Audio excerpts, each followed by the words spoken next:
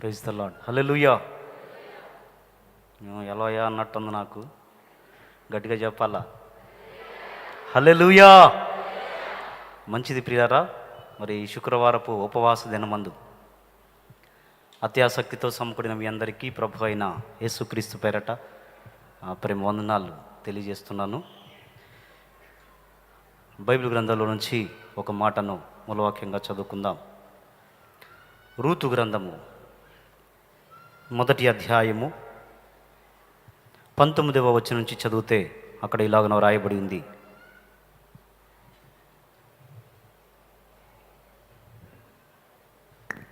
Ruth గ్రంథము 1వ అధ్యాయము 19వ వచనం నుంచి. వారు బెత్లెహేమునకు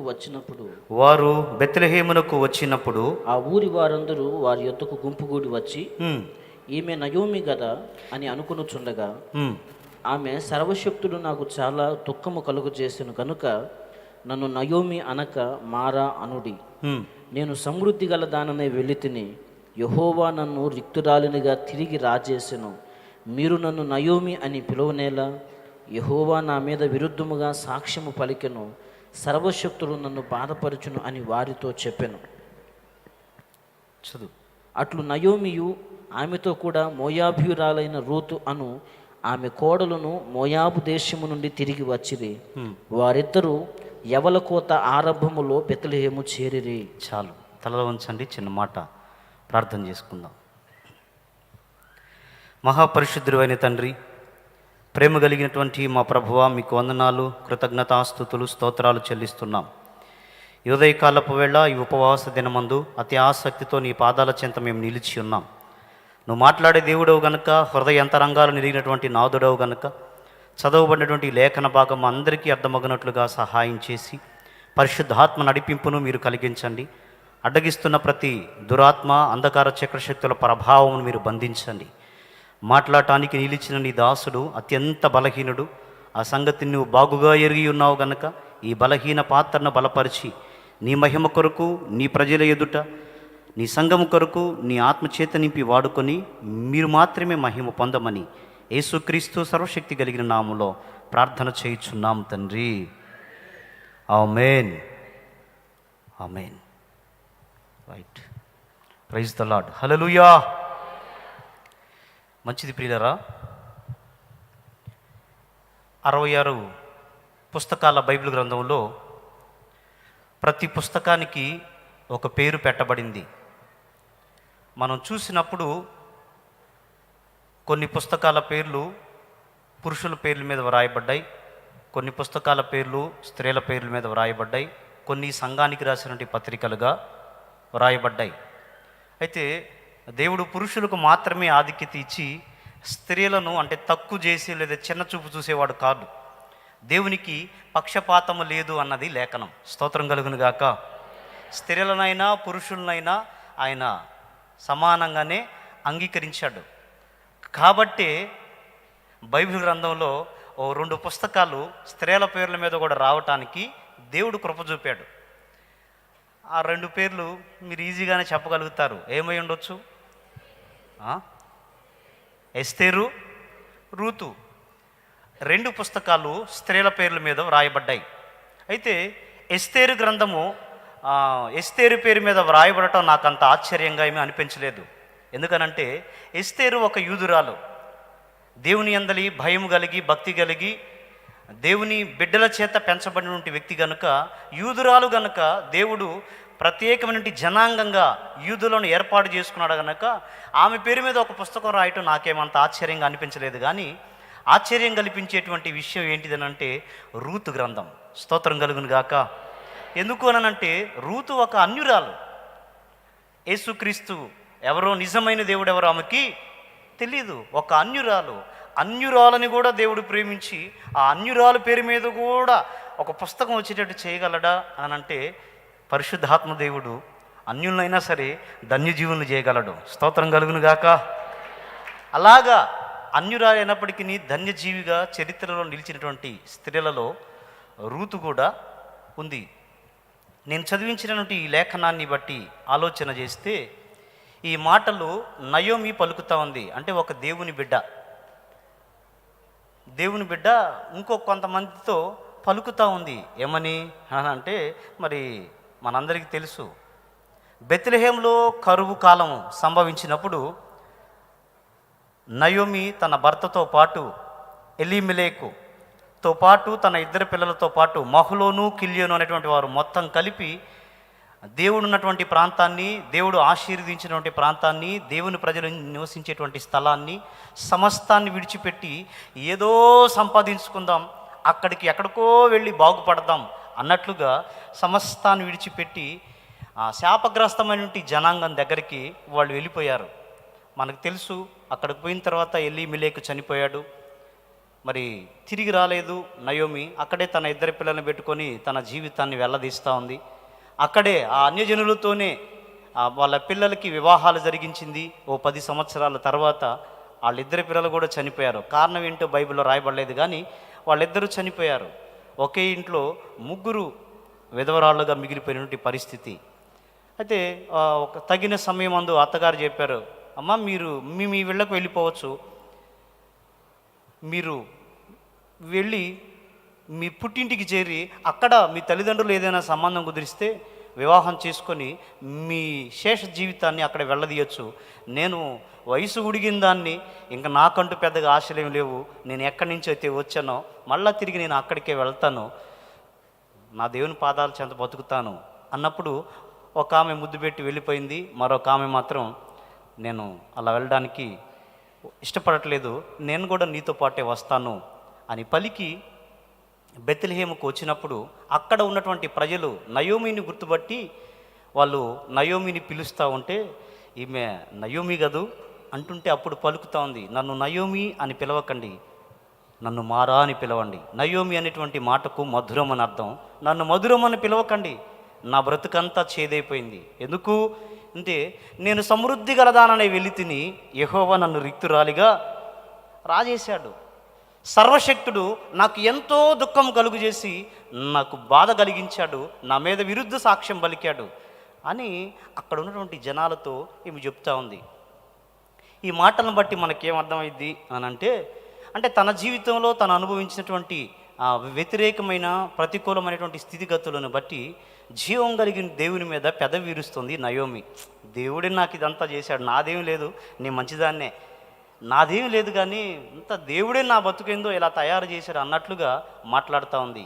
ఈ మాటలు మనం చదివినప్పుడు సాధారణంగా మనకు అనిపించింది నయోమి భక్తిహీనరాలేమో, భక్తి కలిగిన వాళ్ళు పలికే మాటలు కాదు కదా ఇవి, దేవుడి మీద గొనుగుడు సనుగుడు ఉన్నాయి, నయోమి భక్తిపర్రాలు కాదేమో అని మనకు ఒకలాంటి ఆలోచన వచ్చింది. అంటే ఆమె తన హృదయంలో ఉన్నటువంటి మనోవేదనను బట్టి ఆ మాట పలికి తన అసహనాన్ని వ్యక్తం చేసింది. కానీ నయోమి జీవితాన్ని గురించి ఆలోచన చేస్తే నయోమి జీవితంలో కూడా మనం నేర్చుకోవాల్సిన సంగతులు చాలానే ఉన్నాయి. స్తోత్రం కలుగును గాక, గట్టిగా చెప్పాలి హల్లెలూయా. ఎందుకు నేను ఆ మాట అన్నానంటే, నయోమి బెత్లెహేముకు రావడానికి మునుపు, అమ్మ నేను బెత్లెహేముకి వెళ్ళిపోతాను, మీరు మీ పుట్టింటికి వెళ్ళిపోండి అని చెప్పినప్పుడు ఒక ఆమె మాత్రం వెళ్ళిపోయింది, ఇంకొక ఆమె వెళ్ళిపోవడానికి ఇష్టపడలేదు. నాకు వచ్చినటువంటి ఆలోచన ఏంటంటే, ఇవాళ రేపు భర్త ఉండి ఆ కుటుంబ వ్యవస్థ అంతా చక్కగా ఉండి, భర్త అప్పుడప్పుడు గద్దిస్తూ ఉండి, జాగ్రత్త మా అమ్మకి ఎదురు మాట్లాడావా తాట తెస్తా అన్నా సరే అదును చూసుకొని అవసరమైతే అత్తల మీద గొంతులు విప్పే కోడళ్ళు చాలామంది ఉన్నారు. స్తోత్రం కలుగును గాక. ఏంది మా ఆయన సంపాదిస్తుంటే తింటున్నారు, మీరేమైనా పెట్టారా మాకు? ఆయన సంపాదిస్తున్నాడు కరెక్టే, అసలు ఆయన యాడ్ నుంచి వచ్చాడు కదా, మా ఆయన సంపాదిస్తున్నాడు, 3 పూట్ల తింటున్నారు, ఏం పని లేదు, ముచ్చట్లు సోది కబుర్లు వ్యవహారాలు బాగానే ఉన్నాయి అనని అత్తల మీద గొనుగుళ్ళు సనుగులు పెట్టే వ్యక్తులు ఉన్నటువంటి ఈ రోజుల్లో భర్త లేడు, పోనీ తల్లిదండ్రులన్నా దగ్గరుంటే మాట్లాడంటే మొహం పగిలిద్ది, అత్తనట్టు మాట్లాడొచ్చా అని గద్దించడానికి ఆ అమ్మాయి తరఫున తల్లిదండ్రులు అందుబాటులో లేరు. కొంతమంది అయితే అట్లా చెబుతారు, కొంతమంది అయితే మా అమ్మాయి మాట్లాడింది కరెక్టే, మా అమ్మాయి అని కూతుర్లని సపోర్ట్ చేసే తల్లిదండ్రులు చాలా మంది ఉంటారు. పాపం ఇలా తల్లిదండ్రుల భయము లేదు రూతుకి. పోనీ భర్త ఏమైనా కొడతాడేమో, తిడతాడేమో, గద్దిస్తాడేమో, మా అత్త మీద ఏమన్నా అంటే అనేదానికి ఆ పరిస్థితి లేదు. అసలు భయం చెప్పేవాళ్ళు కూడా ఎవరూ లేకుండా, అర్థమైందా, సపోర్ట్ చేసేవాళ్ళు కూడా లేకుండా అంత విధేయత కలిగి అత్తతో పాటే నేను వస్తాను, అత్తతో పాటే హత్తుకొని నేను బ్రతుకుతాను అని చెప్పగలిగిందనంటే ఆ అత్త ప్రభావం ఏమాత్రం లేకుండానే రూత్ ఆ మాట పలికుంటుందంటారా? ఏమండి, అనుండదంటారా? నేనైతే అనుకుంటా ఉన్నాను, నయోమి ప్రభావం లేకుండా నిశ్చయంగా రూతు ఆ మాటలు అని ఉండదు. నయోమి జీవితం యొక్క ప్రభావం రూతు మీద ఎంతైనా ఉంది. స్తోత్రం కలుగును గాక. అవునా కదా? ఇక్కడ కూడా ఎవరైనా ఒకవేళ అత్తాలని బెదిరించే కోడళ్ళు ఎవరైనా ఉంటే జాగ్రత్త, అదేనా వార్నింగ్లు ఇచ్చే కోడలు ఎవరైనా ఉన్నారనుకో, జాగ్రత్త పడటం మంచిది. ఎందుకు అని అంటే మీరు అనొచ్చు, అన్నో నీకు తెలియదు, మా అత్త మామూలుది కాదు. మా అత్త, నేను అంటాను మీ అత్త మామూలుది కాదు, నువ్వు మామూలు దానివేగా. మీ అత్త మామూలుది కాదు, కరెక్టే, నువ్వు అన్నది నిజమే. మరి నువ్వు మామూలు ఆమెవే కదా. కాబట్టి తిరుగుబాటు చేయటం మంచిది కాదు. రూతు నయోమిని వెంబడించడం వెనక కారణాలు ఉన్నాయి. నయోమిని హత్తుకోవడం వెనక గల కారణాలు ఉన్నాయి. నయోమి భక్తి లేకుండా, నయోమి ప్రభావం లేకుండా రూతు చరిత్ర పుటల్లోకి ఎక్కలేదు. రూతు ధన్యురాలుగా, ధన్యజీవిగా మారటం వెనక నయోమి జీవితము చాలానే ఉంది. ఎందుకనంటే లోకంలో ఒక సామెత ఉంది, ప్రతి మగవాడి వెనుక ఒక ఆడదుంటుంది అని గొప్ప గొప్ప వ్యక్తులు పలికినటువంటి మాట. ఈరోజు నా ఈ స్థితికి, నా ఈ ఉన్నతమైన స్థితికి కారణాలు ఉన్నాయి అని చెబుతూ కొంతమంది వాళ్ళ భార్యను చెప్పేవాళ్ళు ఉన్నారు, కొంతమంది వాళ్ళ తల్లిదండ్రులను చెప్పేటువంటి వాళ్ళు ఉన్నారా లేదా? విన్నారా ఈ మాట? ప్రతి మగవాడి వెనుక ఒక ఆడది ఉంటుంది అని. అలాగే చరిత్ర పుటల్లోకి ఎక్కిన రూతు వెనుక ఓ నయోమి దాగి ఉంది. స్తోత్రం కలుగును గాక. చాలాసార్లు నయోమిని గురించి మనం నెగిటివ్గానే మాట్లాడుకుంటాం, అంటే ఇట్లా మాట్లాడింది అని చెప్పేసి. రూతు గ్రంథంలో ఇప్పుడు ఎక్కువ రూతుని గురించి మనం ప్లస్గా మాట్లాడుకుంటాం, మంచిదే. కానీ రూతు చరిత్రకెక్కడానికి ఖచ్చితంగా నయోమి ప్రభావము రూతు జీవితం మీద చెరగని ముద్ర వేసింది. స్తోత్రం కలుగును గాక. ఏం చేసింది నయోమి అని కనుక మనం ఆలోచన చేస్తే, మోయాబు అనేటువంటి మాట, మోయాబు సంబంధి రూతు, మోయాబు వంశంలోంచి వచ్చినటువంటి వ్యక్తి రూతు. మోయాబు అనేటువంటి మాటకు అర్థం తండ్రి లేని జనాంగం అని అర్థం. మనందరికీ తెలుసు మోయాబీలు ఎలా జననమయ్యారో. అబ్రహాము దేవుని మాట చొప్పున తనున్నటువంటి ప్రాంతాన్ని విడిచిపెట్టి దేవుడు చూపించినటువంటి ఆ దేశం వైపు ప్రయాణమై సాగుతూ ఉన్నప్పుడు ఆరంభంలో ఆస్తిపాస్తులు ఏమి లేవు, కానీ చాలా దయనీయమైన స్థితిలో, కడుబేద స్థితిలో అబ్రహాము యొక్క యాత్ర ప్రారంభమైంది దేవుని మాటను బట్టి. అయితే కాలక్రమంలో దేవుడు అబ్రహాముకు తోడయుండి క్రమక్రమంగా అంచెలంచెలుగా అబ్రహాముని దీవిస్తూ వచ్చాడు. ఆ దీవెన అబ్రహాముతో పాటు ఉన్నటువంటి వారు కూడా పొందేటట్లు ఆ దేవుడే కృప చూపాడు. హల్లెలూయా. అలా అబ్రహాముతో పాటు కలిసి ప్రయాణం చేసినటువంటి వ్యక్తులలో లోతు ఒకడు.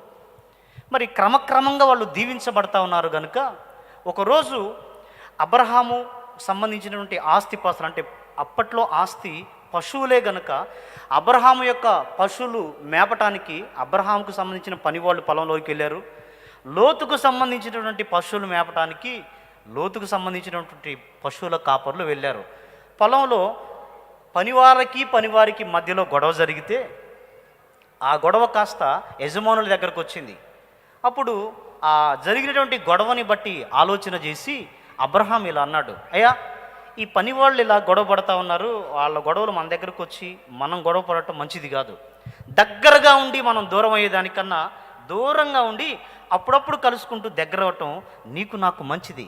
కాబట్టి నీకు ఇష్టమైతే నువ్వు కుడివైపుకి కనుక వెళ్ళగలిగితే నేను ఎడమ వైపుకి వెళ్తాను. ఒకవేళ నువ్వు తూర్పు తట్టుకు కనుక వెళ్ళావనుకో నేను పడమర తట్టుకి వెళతాను. నువ్వు ఎటు వెళ్తావో నిర్ణయం చేసుకో అన్నప్పుడు లోతు చూడటానికి ఆకర్షణీయంగా పచ్చగా ఎంతైతే ఆహ్లాదకరంగా ఉందో ఆ వాతావరణాన్ని ఏర్పాటు చేసుకున్నాడు. వేసుకొని నేను ఈ ప్రాంతానికి పోతాను. సొదొమ గొమొర్రాల వైపు వెళ్ళడానికి లోతు ఇష్టపడ్డాడు. కానీ కనుచూపులకు ఆకర్షణీయంగా ఉంది, కానీ అక్కడ పోయిన తర్వాత పరిస్థితులు అంత ఆహ్లాదకరంగా ఆకర్షణీయంగా లోతు జీవితంలో లేవు. అక్కడికి వెళ్ళిన తరువాత బైబిల్ చెప్తుంది, లోతు నీతిమంతుడు గనక అక్కడ జరుగుతున్న పరిస్థితులను బట్టి, అక్కడ మనుషులను బట్టి, వారు కనబరుస్తున్న వ్యక్తిత్వాలను బట్టి దినదినము తన హృదయంలో నొచ్చుకుంటా ఉన్నాడు. నీతిమంతుడని లోతు దినదినము బాధపడతా ఉన్నాడని, లేక తన హృదయాన్ని నొప్పించుకుంటా ఉంటున్నాడు. అక్కడ ఉండలేకపోతున్నాడు, అలాగని దూరంగా వెళ్ళలేడు. అక్కడ కుటుంబాన్ని అక్కడ స్థిరపరచుకున్నాడు. కారణం ఏంటంటే మనకు తెలుసు, సొదొమ గొమొర్రాలలో ఉన్నటువంటి పాపము బహు హేయమైనది. స్తోత్రం కలుగును గాక. అయితే అబ్రహాము లోతు పక్షంగా మొర్రపెట్టడానికి ఉన్నాడు కనుక అబ్రహాము విజ్ఞాపనను బట్టి దేవుడు లోతును తన కుటుంబాన్ని తప్పించాలనుకున్నాడు. ఒకానొక దశలో సొదొమ గొమొర్రా ప్రాంతాలను దర్శించినప్పుడు ఇక చెప్పాడు, లోతు నువ్వు తడవు చేయకుండా త్వరగా నీ భార్య పిల్లలను తీసుకొని బయటకు వచ్చేసేయి. ఎందుకు అనంటే నువ్వు నీతిమంతుడవు, నీ పక్షంగా విజ్ఞాపన చేసే విజ్ఞాపన కర్తలు కూడా ఉన్నారు. నువ్వు ఇక్కడ ఉంటే ఈ ప్రాంతాన్ని నేను నాశనం చేయలేను. నువ్వు త్వరగా గనక బయటకు వచ్చేస్తే నేను చేయాలనుకున్న కార్యాన్ని చేస్తాను అని చెప్పినప్పుడు లోతు తన భార్య పిల్లల్ని వెంటబెట్టుకొని బయలుదేరాడు ఆ సొదొమ గొమొర్రా ప్రాంతాలను విడిచిపెట్టి వెళ్ళిపోవడానికి. అయితే దేవుడు ఒక మాట చెప్పాడు, మీరు వెళ్ళిపోండి, కానీ మీరు ప్రయాణం అయ్యేటప్పుడు వెనుకకు తిరిగి చూడవద్దు, ముందుకే మీరు ప్రయాణం చేస్తూ ముందుకే సాగి వెళ్ళండి అని చెప్తే ప్రయాణం బాగానే ప్రారంభించారు. సగం దూరం వచ్చిన తర్వాత లోతు భార్య వెనుకకు తిరిగి చూసి ఉప్పు స్తంభం అయిపోయింది. ఇక తన ఇద్దరు పిల్లలను చేతబట్టుకొని లోతు తన ప్రయాణాన్ని కొనసాగించాడు. ఓ ప్రాంతానికి పోయి దాక్కున్నాడు. తర్వాత పిల్లలు ఆలోచనలు చేశారు, ఏమని అనంటే, సర్వలోకపు మర్యాద చొప్పున మనతో పోవుటకు ఎవరూ లేరు గనక ఆ పనిని మనం తండ్రితోనే చేద్దాం అని తన తండ్రిని బాగా మద్యం మత్తులో ఉంచి తండ్రితో వ్యభిచారం చేయగా పుట్టినటువంటి జనాంగము మోయాబు జనాంగం. స్తోత్రం కలుగును గాక. అంటే ఇప్పుడు వీళ్ళు లోతుని నాన్న అని పిలుస్తారు. మరి వాళ్ళకు పుట్టిన పిల్లలు ఎవరిని పిలవాలి నాన్న అని అనంటే ఆయన్నే పిలవాలి. అంటే వావి వరస లేకుండా అక్రమమైనటువంటి సంతానం అది. ఆ సంతానంలో నుంచి వచ్చినటువంటి జనాంగమే మోయాబీలో. అయితే దేవుడు ఎంత కృప కలిగినాడో తెలుసా, ఆ మోయాబు జాతిలో నుంచి వచ్చినటువంటి వాళ్ళను కూడా దేవుడు విడిచిపెట్టలేదు. పబ్లిక్లో కూడా కొన్నిసార్లు మనం చూస్తూ ఉంటాం. కొన్నిసార్లు తల్లిదండ్రులు చేసిన పనులకు, లేదా తల్లి చేసిన పనులకు, లేదా తండ్రి చేసిన పనులకు సంతానం కలిగినప్పుడు వాళ్ళని పట్టించుకోకుండా వదిలేసి వెళ్ళిపోయే వాళ్ళు ఉంటారు. చెత్త కుప్పలు పడేసి దులిపేసుకొని పోయేటువంటి వాళ్ళు ఉంటారు. దేవుడు నమ్మదగినవాడు. ఎంత నమ్మదగినవాడు అనంటే, ఒకవేళ వాళ్ళు అలాగ జన్మించినటువంటి వాళ్ళు అయినా సరే వాళ్ళ పట్ల కూడా దేవుని ప్రేమ ఉంది అని, నేను వాళ్ళ పట్ల కూడా ప్రేమను వెల్లడి చేస్తున్నాను అనేదానికి రుజువు రూతు. స్తోత్రం కలుగును గాక. కానీ దేవుడు చెప్పాడు, పాత నిబంధన కాలంలో కనుక మనం పరిశీలన చేసినప్పుడు ధర్మశాస్త్రం గురించి కొన్ని మాటలు మాట్లాడుతున్నప్పుడు దేవుడు చెప్పాడు, మోయాబీలను మీ వంశంలో చేర్చుకోకూడదు, 10వ తరం వరకు కూడా ఆ జనాంగాన్ని మీలోనికి చేర్చుకోవద్దన్నాడు.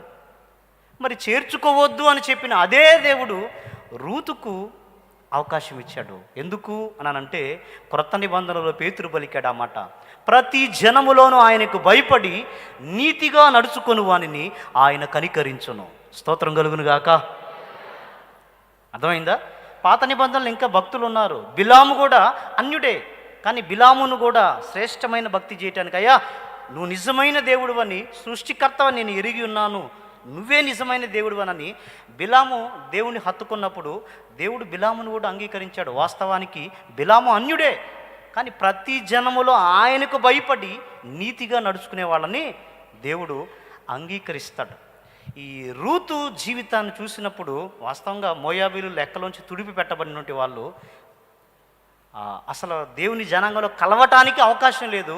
కానీ రూతుకి లేదా రూతు పక్షంగా అంటే అన్యులకి దేవుడు ఇచ్చినటువంటి ఆధిక్యత ఎలాంటిదనంటే, కాలక్రమంలో రూతు బోయేజును వివాహం చేసుకున్నప్పుడు ఓబేదు జన్మించాడు.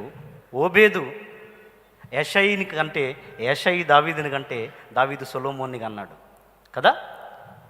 అసలు మందిరం వైపు చూసి మందిరంలో అడుగుపెట్టే ఆధిక్యత లేని వారికి, రూతు జనాంగానికి దేవుడు ఎంతటి ఆధిక్యతను కలిగించాడనంటే, రూతులో నుంచి వచ్చిన ముని మనవని ద్వారాన అసలు జీవం కలిగిన దేవుని మందిరమే కట్టడానికి సొలొమోని దేవుడు వాడుకున్నాడు కదా, వాడుకున్నాడు. అయితే నయోమి ఏం చేయకుండానే రూతు చరిత్ర సంపాదించిందంటే కాదు, కానీ ఖచ్చితంగా నయోమిలో మనం నేర్చుకోవాల్సిన పాఠాలు ఉన్నాయి. ఏం చేసి ఉండొచ్చు నయోమి అంటే, మొట్టమొదట నయోమి ఒక పని చేసింది. ఏమని చేసిందంటే, తండ్రి లేని జనాంగం, అర్థమైందా, వారిని ఆదరించింది. స్తోత్రం కలుగును గాక. ఏం చేసింది? తండ్రి లేని జనాంగం అని రూతును బట్టి, రూతు మీద జాలిపడి ఆమె నయోమి రూతును చేరదీసింది. ఇంకొక రకంగా చూస్తే నయోమికి, రూతుకి భర్త కూడా లేడు కదా, భర్త కూడా లేడు. ఒక పక్కన తండ్రి లేదు అసలు ఆ జనాంగానికి. తండ్రి లేని వారిని, భర్త లేని వారిని నయోమి ఏం చేసిందనంటే ఆదరించింది. ఎందుకు అనంటే, మన దేవుడు ఆదరణకర్త. స్తోత్రం కలుగును గాక. నయోమికి తెలుసు, ఎవరు విడిచినా దేవుడు మాత్రం విడిచిపెట్టేవాడు కాదు.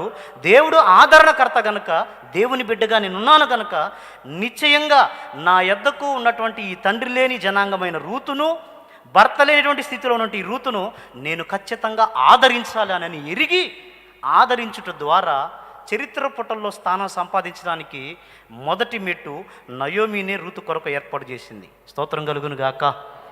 ఇక్కడ కూడా ఒకవేళ కూర్చున్నటువంటి వ్యక్తులలో నాకు తండ్రి లేదు, నన్ను ఆదరించేవాళ్ళు లేరని బాధపడుతున్నటువంటి వ్యక్తులు కొంతమంది ఉండొచ్చు.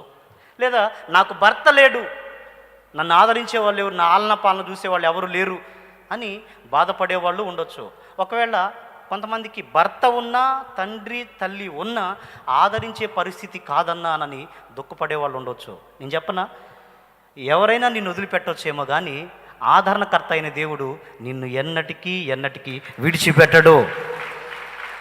నిజంగా విడిచిపెట్టడా అంటే ఖచ్చితంగా విడిచిపెట్టడు. కొన్నిసార్లు వాళ్ళు ఉన్నా సరే మనల్ని వదిలేస్తారు. కొన్నిసార్లు పేరుకు తండ్రి ఉంటాడు కానీ పట్టించుకోడు. కొన్నిసార్లు పేరుకు భర్త ఉంటాడు కానీ పట్టించుకోడు. నేను చెప్పనా, దేవుడు మాత్రం అలాంటి వారి పట్ల, అలాంటి వ్యక్తుల వారి పట్ల కూడా పట్టింపు కలిగి ఉంటాడు. దీనికి నిలువెత్తు నిదర్శనం హాగరు. ఎవరు? హాగరు. భర్త ఉన్నాడు పేరుకి. ఎందుకు? ఐగుప్తు దేశంలో నుంచి ఒక బానిసలాగా అబ్రహాము శారాయిలతో పాటు ఐగుప్తు దేశపు రాజు అబ్రహాముతో పడి వెలుపు మామ, నువ్వు ఇక్కడి నుంచి దాసిగా ఉండాలా అని చెప్తే, ఫరో మాట విని అబ్రహాముతో శారాతో పాటు ఒక పని ఆమెలాగా అబ్రహాం వెంబడి ప్రయాణం చేసింది. కొంతకాలం తరువాత శారా అంది, దేవుడేమో నువ్వు దేవుడు దేవుడు దేవుడు అంటున్నావు, వాగ్దానం చేసి చాలా సంవత్సరాలైంది, నాకైతే పిల్లలు కలగలేదు. కాబట్టి నాకు ఒక ఆలోచన వచ్చింది. ఏంటిదనంటే, నువ్వు హాగర్ని పెళ్లి చేసుకో. హల్లెలూయా. హాగర్ని పెళ్లి చేసుకో, ఆమె వల్ల నాకు సంతానం కలుగుతారు. ఆ పిల్లలు పిలుస్తారు నన్ను అమ్మానని. ఎందుకనంటే దాసి పిల్లలు నా పిల్లలే కనుక నాకు బాధ లేదు అనంటే, ఒకవేళ అబ్రహాము కొంచెం తటపటాయించి ఉండొచ్చు, కాదమ్మాయి దేవుడు ఇస్తాడని చెప్పి ఉండొచ్చు. అయినా శారా విని ఉండకపోయి ఉండొచ్చు. మొత్తానికి శారా మాట విన్నాడు అబ్రాము, హాగర్ని పెళ్లి చేసుకున్నాడు. పని మనిషిగా ఉన్నప్పుడు పరిస్థితి బాగానే ఉంది, అన్ని లోపట్టడం చెప్పిని చేయటం బాగానే ఉంది. తర్వాత లేదు ఆ పరిస్థితి. ఎందుకో తెలుసా?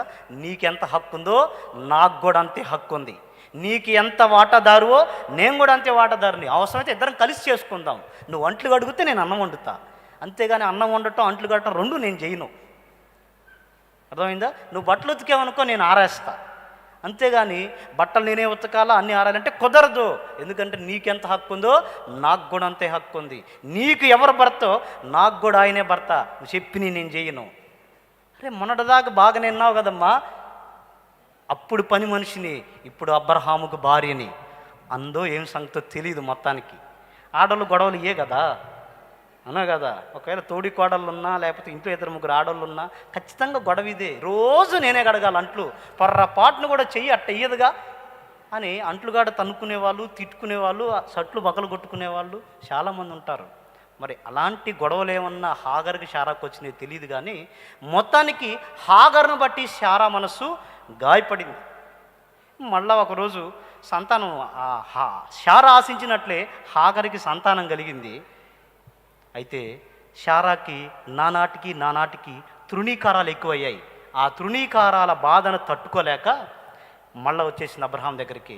యజమానుడా, నేను చెప్పిన పని చేయాలి, నువ్వు ఏం చేయాలమ్మాయి చెప్పు. కోపంగా వచ్చింది. ఏం చేయాలి? చిన్నగా చెప్పు, ఏమైంది అంటే, ఉంటే అదన్నా ఉండాలా, నేనన్నా ఉండాలా. హల్లెలూయా. ఇద్దరం ఉండటానికి కుదరదు అనంటే, అట్ట కాదమ్మాయి, అట్ట కాదు అట్ట కాదు ఇట్ట కాదంటే కుదరదు. అదన్నా ఉండాలా, నేనన్నా ఉండాలా, ఇద్దరిలో ఎవరు ఉండాలో తేల్చుకో నువ్వు అంటే పాప ఏం చేస్తాడు? అవునా కదా. ఇదేంది రోడ్డు రోల కింద పడ్డ కంకర్రాయిలాగా ఉంది అబ్రహాం పరిస్థితి. ఇటు చెప్పలేడు, ఇటు చెప్పలేడు. రోలర్ కింద పడ్డ కంకర్రాయి పరిస్థితి ఎట్టుంటుంది? నలిగిపోవటం తప్ప కదా. అలాంటి పరిస్థితి అబ్రహాంది. కాదమ్మా, ఇంకొకసారి ఆలోచించు. గిలోచన ఏం లేవు. రోజుకి తృణీకారాలు, నిందలు ఎక్కువైపోతున్నాయి, నాకు తట్టుకోలేకపోతున్నాను నేను, నా బాధ నీకు అర్థం కావట్లా. ఇలాంటి మాటలు మాట్లాడింది. మొత్తానికి నువ్వు పంపిస్తావా లేదా? కాదమ్మాయి, సరే హాగర్ నీకేం కాకపోవచ్చు, మరి పుట్టిన బిడ్డను వాడు నాకు కొడుకు కదా, నీకు ఒకవేళ వాడి మీద మమకారం లేకపోవచ్చు, కానీ వాడి మీద నాకు మమకారం ఉంది కదా, ఎట్లా పంపించమంటావు అని బాధపడి, అవన్నీ నాకు తెలీదు, వాళ్ళు ఉండటానికి వీల్లేదు అని అంటే, జీవం కలిగిన దేవుడు ఈ విషయంలో జోక్యం చేసుకున్నాడు. స్తోత్రం కలుగును గాక. అబ్రామా, ముందు నేను చెప్పాను, శారా వల్ల అయినదే నీ సంతానం అనబడుతుంది అన్నాను. నువ్వు అప్పుడు హాగర విషయంలో శారా మాట అన్నావు, అప్పుడేమో సరే అన్నావు, ఇప్పుడు ఎందుకు సరే అనవు? ఇప్పుడు కూడా శారా ఈ మాట విను అనంటే చేసేదేం లేక ఆ చిన్నవాడిని పిలిచి, ఆ అమ్మాయిని కూడా పిలిచి, అమ్మాయి, నేను నీకు భర్తనే కాదనట్లేదు, కానీ రేపటి నుంచి నీకు నాకు సంబంధం లేదు అని ఆ చిన్నవాడికి చిన్న నీళ్ళ తిత్తి ఒకటి సంకకి తగిలిచ్చి, ఆమె చేతిలో ఒక ఇంత సద్ది కట్టి మూట కట్టి సద్ది మూట చేతిలో పెట్టి, ఇక మీ దేశానికి తిరిగి ప్రయాణమై వెళ్ళిపోండి అంటే, ఇవన్నీ ఇష్టపూర్వకంగా చేయలా, బాధతోనే చేశాడు, కానీ చేశాడు. ఆ చిన్నవాడు పాపం ఆ నీళ్ల తిత్తిని తగిలించుకొని, ఆ ఎడారిలో ప్రయాణం కదా, కొంచెం దూరం ప్రయాణం చేసిన తర్వాత నీళ్లు దొప్పకైతే తాగాడు. అమ్మా ఆకలి అంటే చద్దుందరా అని చద్దు మూట తీస్తే తిన్నాడు. అలా ప్రయాణం చేసుకుంటూ కాలక్రమంలో వెళ్తూ ఉన్నప్పుడు సగం దూరం ప్రయాణం చేసిన తర్వాత ఆ చిన్నవాడు గనక తిత్తిలో నీళ్ళు అయిపోయినాయి, గొంతు ఎండిగిపోతుంది, ఎడారిలో ప్రయాణం, ఆహారము అయిపోయింది. ఇక ఏం చేయాలో అర్థం కాక నడిచి సొమ్మసిల్లి కింద పడ్డాడు. కట్టుకున్న భర్త వదిలిపెట్టాడు. ఉండటానికి ఆశ్రయం, ఒకప్పుడు పని మనిషిగానా ఆ ఇంట్లో ఆశ్రయం ఉంది, ఇప్పుడు పని మనిషిగా కూడా ఉండేదానికి ఆశ్రయము లేదు. ఒకప్పుడు ఒంటరిగా ఉంది, ఇప్పుడు ఆమెకు తోడు ఇంకొకడు జత చేయబడ్డాడు, బిడ్డ ఒకడున్నాడు. వాడి పరిస్థితి చూసి ఈమె ఆ స్థితి అంతా తలుచుకొని గుండె నిండా వేదన అయిపోయింది. ఆ చిన్నోడు చావు బ్రతుకుల మధ్యలో ఉన్నాడు. ఇక ఏం చేయాలో అర్థం కాక వింటి వేతంత దూరం, అంటే బాణం తీసుకుని ఇసురు కొడితే ఎంత దూరం పోయిద్దో అంత దూరం పోయి ఇంకా ఆడబడి ఇసుకలో పడి ఏడుస్తూ ఉంది. అనుకుంది, ఈ టైంలో నన్ను ఆదరించే వాళ్ళు ఎవరు లేరేమో అనుకొని హాగరు ఉండొచ్చు, కానీ ఆ స్థితిలో కూడా మనుషులెవ్వరూ ఆదరించలేని స్థితిలో కూడా ఆదరణకర్త ఆమె జీవితంలో ఉదయించాడు. హాగరు అని పిలిస్తే లేచి, నీకేమొచ్చింది అంటే, అయ్యా నా చిన్నవాడు పరిస్థితి బాగలేదు, నువ్వేం బాధపడాల్సిన అవసరం లేదు, ఆ చిన్నవాడు పడి ఉన్న చోట వాడి మొర్రను నేను విని ఉన్నాను. అబ్రహాం వదిలిపెట్టి ఉండొచ్చు, కానీ నేను మాత్రం వదిలిపెట్టను. వానిని కూడా నేను ఆశీర్వదించి, అబ్రహామును బట్టే వానిని ఆశీర్వదించి వానిని కూడా నేను ఒక జనాంగంగా చేస్తానని హాగరుకి వాగ్దానాన్ని ఇచ్చి, ఇష్మాయేలు ఒక జనాంగం అయ్యేటట్లు దేవుడే సహాయం చేశాడు. స్తోత్రం కలుగును గాక. అబ్రహాం వదిలిపెట్టాడు అంటే భర్తగా వదిలిపెట్టాడు, కన్న తండ్రిగా ఇష్మాయేలుకి అబ్రహాం వదిలిపెట్టాడు. దేవుడు వదిలిపెట్టాడా? వదిలిపెట్టాలా. ఇక్కడ కూర్చున్న వాళ్ళు కూడా ఎవరు, ఆయన మీ తల్లిదండ్రులు ఉన్నా లేనట్టుగా వ్యవహరిస్తున్నా, ఒకవేళ ఉన్నా పట్టింపు లేనట్టుగా ఉన్నా, ఎప్పుడు గుర్తుపెట్టుకో, నీ పరిస్థితులు ఎంతకు దిగజారిపోయినా జీవం కలిగిన దేవుడు నిన్ను విడిచిపెట్టడు. స్తోత్రం కలుగును గాక. ఎవరు నన్ను చేయి విడచినా యేసు చేయి విడువడు. ఎవరు నన్ను చేయి విడచినా యేసు చేయి విడువడు. చేయి విడువడు, చేయి విడువడు, చేయి విడువడు, చేయి విడువడు. నన్ను చేయి విడువాడు, నిన్ను చేయి విడువాడు. ఎవరు నన్ను చేయి విడచినా యేసు చేయి విడువడు.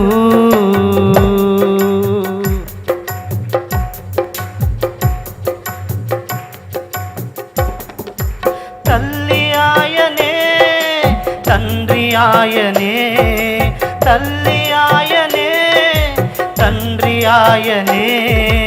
లాలించును, పాలించును, లాలించును, పాలించును. ఎవరు నన్ను చేయి విడచినా యేసు చేయి విడువడు. ఎవరు నన్ను చేయి విడచినా యేసు చేయి విడువడు. చేయి విడువడు, చేయి విడువడు, చేయి విడువడు, చేయి విడువడు, చేయి విడువాడు. నిన్ను చేయి విడువడు. హల్లెలూయా. విడిచిపెట్టాడు ఆ హాగర్ని.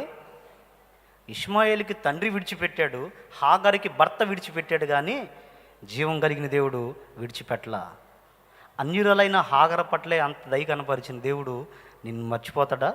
నిన్ను విడిచిపెడతాడా?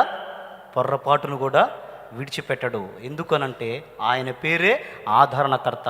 ఒక నీ తల్లి వానిని ఆదరించినట్లు నేను మిమ్మును ఆదరించేదనని పలికిన వాడు యేసయ్య. గనుక నయోమికి ఆ సంగతి తెలుసు. గనుకనే మొట్టమొదట నయోమి రూతు విషయంలో ఏం చేసిందనంటే, ఆమె తండ్రి లేని జనాంగమని, భర్త లేనివాడని ఎరిగి మొట్టమొదట నయోమి రూతును ఆదరించింది. ఇక ఇద్దరు కలిసి ప్రయాణమై బెత్లెహేముకు వచ్చారు. బెత్లెహేముకు వచ్చిన తర్వాత రూతు జీవితమే మారిపోయింది. అయితే ఊరికనే రూతు జీవితం మారిపోయిందనంటే కాదు. నయోమి చెప్పిన కొన్ని మాటలు రూతు అక్షరాలా పాటించింది. ఆ మాటలను బట్టి నయోమి చరిత్ర పట్టలోనికి వెళ్ళిపోయింది. ఇక మొట్టమొదటిది నయోమి రూతును ఆదరించింది, మొదటి సంగతి. ఇకపోతే రెండవది, నయోమి చేసినట్టు రెండవ పని ఏంటిదనంటే, బెత్లెహేముకు వచ్చిన తర్వాత బోయజు పొలాన్ని పరిచయం చేసింది. స్తోత్రం కలుగును గాక. ఏం చేసింది? బోయజు పొలమును పరిచయం చేసింది. బోయజు యేసుక్రీస్తుకు ముంగుర్తుగా ఉన్నాడు. బోయజు పొలం అంటే ఏంటిదనంటే సంఘం. సంఘం బయట నువ్వు ఎవరినైనా ఒకవేళ ఆదరిస్తే, లేదు నీ జేబులో ఉన్న డబ్బులు ఏదైనా ఖర్చు పెట్టి ఎవరికైనా ప్రేమను కనపరిస్తే, లేదు ఇంకేదైనా మాటల చేతన వాళ్ళు దుఃఖపడిన స్థితిలో ఉంటే మాటల చేతన ఇంకే విధంగా ఆదరిస్తే, ఆదరించి నువ్వు వదిలేయటం కాదు, కానీ నువ్వు చేయాల్సిన రెండో పని ఉంది. ఏంటిదో తెలుసా? వారికి బోయజు పొలమును పరిచయం చేయాలి. స్తోత్రం కలుగును గాక. బోయజు పొలం అంటే ఏంటో నేను చెప్పాను, సంఘం. నీకెవరైనా బయట చాలామంది ఉన్నారు తండ్రి లేని స్థితిలో, భర్త లేని స్థితిలో. బైబిల్ ఏం చెప్పింది తెలుసా? నిన్ను సృష్టించిన వాడు నీకు భర్త అయి ఉన్నాడు. సృష్టికర్త ఎవరో తెలియకుండా లోకంలో తిరుగుతున్న వాళ్ళు చాలామంది ఉన్నారు. వాళ్ళని మనం ఏం చేయాలి? ఆదరించాలి. ఎందుకంటే ఎక్కడికెక్కడికి వెళ్ళినా ఇంకా వాళ్ళకి ఆదరణ దొరకదు. నిజమైన భర్త దగ్గరే ఆదరణ దొరుకుతుంది. సృష్టించిన వాడు సృష్టికర్త మనందరికీ భర్త అయి ఉన్నాడు కనుక, ఆ భర్త లేని అంటే నిజమైన భర్త ఎవరో తెలియని స్థితిలో చాలామంది ఉన్నారు కనుక వాళ్ళని ఫస్ట్ మనం ఆదరించాలి, వాళ్ళతో ప్రేమగా మాట్లాడాలి, వాళ్ళని పలకరించాలి. అంతటితో ఆగిపోకూడదు. రెండో పని చేయాలి. నీ జీవితం మారిపోయే ఒక పొలాన్ని నేను పరిచయం చేస్తా, రా అని వాళ్ళని పిలిచి బోయజు పొలం అంటే సంఘంలోనికి అన్యజనులను లేదా నిజమైన దేవుడు ఎవరో తెలియని వ్యక్తులను, సృష్టికర్త ఎవరో తెలియని వ్యక్తులను మనం సంఘంలోకి తీసుకొచ్చి సంఘం మెట్లు ఎక్కించగలిగితే చాలు, ఇక దేవుడు చూసుకుంటాడు. హల్లెలూయా. నిజంగా చూసుకుంటాడా? ఖచ్చితంగా. నేనైతే చదవలేదులే కానీ ఒక దైవజనుడు చెప్పగా, ఒక దైవజనుడు నోట నుంచి నేను ఆ మాట విన్నాను. సాధారణంగా మనుషులకు కొన్ని ఆలోచనలు ఉంటాయి. ఏంటిదనంటే, ఎవరైనా బ్యాంకులో ఉద్యోగం చేసే వ్యక్తులు కనుకైతే వాళ్ళు పెళ్లి చేసుకోవాల్సి వచ్చినప్పుడు ఏం ఆలోచన చేస్తారు తెలుసా? నేను పెళ్లి చేసుకున్న అమ్మాయి కూడా ఒక బ్యాంకులో ఎంప్లాయ్ అయితే బాగుంటుంది. ఎందుకంటే ఇద్దరు టైమింగ్స్ ఒకలాగా ఉంటాయి, ఇంటికి వచ్చేదానికి అనుకూలత ఉంటుంది, సెలవులు వచ్చిన ఇద్దరికి ఒకటే రోజు సెలవులు వస్తాయి, మాకు ఈ వాతావరణం బ్యాంకు కాబట్టి బాగుంటుంది అని ఒక ఆలోచన. ఒకవేళ ఆయన కానీ ఒకవేళ స్కూల్ టీచర్ అనుకో, ఏమి ఆలోచిస్తాడో తెలుసా? నేను పెళ్లి చేసుకున్న అమ్మాయి ఒక స్కూల్ టీచర్ అయితే బాగుంటుంది. ఎందుకు తెలుసా? ఇద్దరికి పబ్లిక్ హాలిడేస్ కామన్గా ఉంటాయి, ఎండాకాలం సెలవులు ఇద్దరికి వస్తాయి. ఒకవేళ నేను టీచర్ని, ఆయన బ్యాంక్ అనుకో, నాకేమో ఎండాకాలం సెలవులు ఉంటాయి, బ్యాంక్ వాళ్ళకి ఎండాకాలం సెలవులు ఇస్తారా? ఎవరు? కాబట్టి సెట్ కాదు. నేను టీచర్ని కాబట్టి మా ఆయన కూడా టీచర్ అయితే, లేదా నేను టీచర్ కదా మా ఆవిడ కూడా టీచర్ అనుకో, కలిసి సమ్మర్ హాలిడేస్కి ఎటైనా ట్రిప్పులకు వెళ్ళొచ్చు, కలిసి పబ్లిక్ అన్నీ చేయొచ్చు అని సాధారణంగా వాళ్ళకి ఆలోచన ఉంటుంది కదా. ఓ డాక్టర్ ఏం ఆలోచిస్తాడు? 5-6 స్టేర్లు బిల్డింగ్ కడదాం, అర్థమైందా? ఒక మూలకేమో నేను క్యాబిన్ పెట్టుకుంటాను, ఇంకొక మూలకి ఆమె కూడా క్యాబిన్ పెట్టిస్తే నా దగ్గరికి ఎలాగో పేషెంట్లు వస్తారు కదా, చిన్నగా మా ఆవిడికి కూడా పరిచయం చేస్తే ఆమె కూడా డెవలప్ అయ్యింది, ఇద్దరం కలిసి 4 చేతులు సంపాదించవచ్చు అనుకుంటారు కదా. ఇది సగటుగా సాధారణంగా మనుషులకు ఉండేటువంటి ఆలోచనలు. ఒక ఆయన ఆలోచన విచిత్రంగా ఉంది. ఆయన ఒక గజ దొంగ. హల్లెలూయా. అర్థమైందా? మరి ఇప్పుడు నేను చెప్పిన క్రమం ప్రకారం వస్తే ఆయన ఏం కోరుకోవాలా? నా భార్య నన్ను మించిన గజ దొంగ కావాలి. ఎందుకు? నేను చిన్న చిన్న జేబులు కట్ చేస్తా ఉంటే నేను కట్ చేసినన్ని తీసి జాగ్రత్తగా దాచిపెట్టే అమ్మాయి అయితే బాగుంటుంది, దొరకకుండా జాగ్రత్త పెట్టే అమ్మాయి అయితే మేము అసలు 3 బీరువాలు 6 లాకర్లాగా వర్దిల్లొచ్చు అనుకున్నాడో ఏం సంగతో తెలియదు. దొంగతనాలు అంటే ఏం చిన్న చితక చిల్లచిల్ల దొంగతనాలు ఏం చేయట్లే, ఏదన్నా ఒక 20 లక్షలు 25 లక్షలు 50 లక్షలు 1 కోటి రూపాయలు అలాంటి వ్యవహారాలు ఉంటే చేస్తాడు ఆయన. సినిమా హాల దగ్గర లేదంటే బస్సుల దగ్గర చిన్న చిన్న పిక్ పాకెట్ల వ్యవహారం కాదు ఆయనది, ఆయన అంతా ఒక రేంజ్ వ్యవహారం.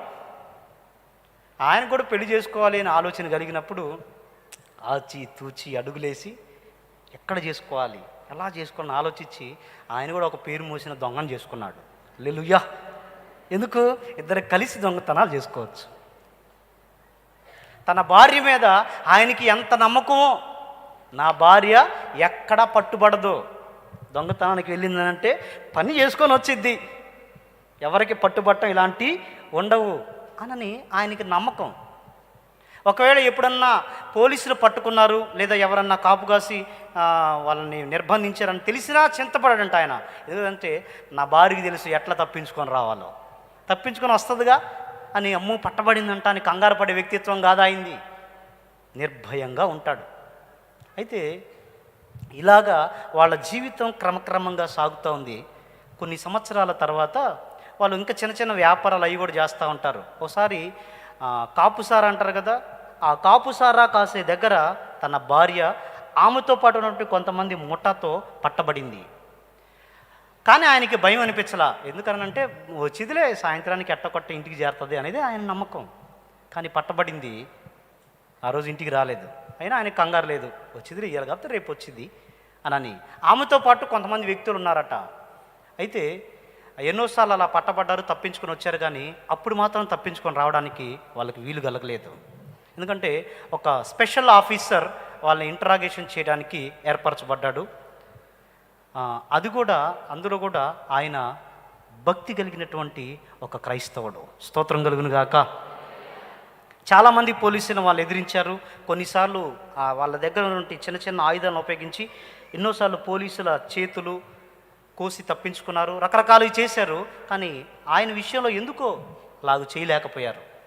అయితే పలానా కస్టడీలో ఉన్నారు, వాళ్ళ కొరకు ఒక స్పెషల్ ఆఫీసర్ ఏర్పాటు చేయబడడం అని తెలిసినప్పుడు రాని చూద్దాం, వచ్చినాక మాట్లాడదాం అనుకున్నారు వాళ్ళు. కానీ అతను మంచి భక్తి కలిగినటువంటి వాడు, చాలా ప్రార్థనాపరుడు, నేను విన్నాను. ఆ రోజు వాళ్ళతో ఆయన మాట్లాడుతూ ఉన్నాడు. ఒక్కొక్కరితో ఆడవాళ్ళందరూ కొంతమంది ఉన్నారు, వాళ్ళకి లీడర్గా ఉందేమో, వాళ్ళందరితో మాట్లాడుతూ ఉన్నాడు. ఒక్కొక్కరితో మాట్లాడుతూ వచ్చి ఈమెతో కూడా మాట్లాడాడట. అమ్మా, నువ్వు చేసే నీ స్వలాభానికి నువ్వు చేసే పని నిమిత్తం ఎంతమంది ఆడవాళ్ళ జీవితాలు పాడవుతున్నాయి ఎప్పుడన్నా ఆలోచించావా? ఎన్ని తాలిబొట్లు తెగిపోతున్నాయి ఏ రోజైనా ఆలోచించావా? మీరు చేసే ఈ వ్యాపారానికి కొంతమంది ఆ మందు దాగి వాళ్ళ ప్రాణాలను కోల్పోతున్నారు, ఆ కల్తీ సారా దాగి అవన్నీ తాగి వాళ్ళ జీవితాలను పాడు చేసుకుంటున్నారు. ఎంతమంది ఆడవాళ్ళ కన్నీలకు నువ్వు కారణమయ్యో తెలుసా? ఎంతమంది పిల్లలు తండ్రులను కోల్పోయి రోడ్లెమ్మట అలమటిస్తూ ఉన్నారు నీకు తెలుసా? స్వలాభానికి ఎలాంటి చేయడం మంచిది కాదు అని ఇక ఆయన ఏదో మాట్లాడాడు. ఆయన రాక మునుపు ఏమనుకుంది, సాధారణంగా దొంగల విషయంలో పోలీసులు మాట్లాడేటువంటి లాంగ్వేజ్ విచిత్రంగా ఉంటుంది. మర్యాదగా సార్ అని మాట్లాడతారా, ఏమండి మేడం గారు అని మాట్లాడతారా? వాళ్ళ భాష, వాళ్ళ పదజాలాలు డిఫరెంట్గా ఉంటాయి అనుకుంది. ఇప్పటికే చాలామంది పోలీసులు చూసింది కాబట్టి ఇతను కూడా ఏదో రఫ్గా వల్గర్ లాంగ్వేజ్లో మాట్లాడతాడేమో అనుకుంది, కానీ ఆయన అలా మాట్లాడలా.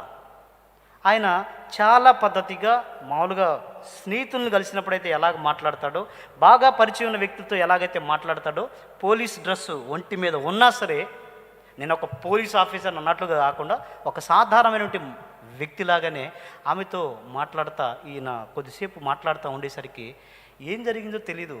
ఖచ్చితంగా పరిశుద్ధాత్మను దర్శించి ఉండాలామని ఆమె కళ్ళెంటే చిన్నగా నీళ్లు గారుతూ ఉన్నాయి. పక్కన ఉన్న వాళ్ళకి విచిత్రం, అక్క కళ్ళల్లో కన్నీళ్ళ.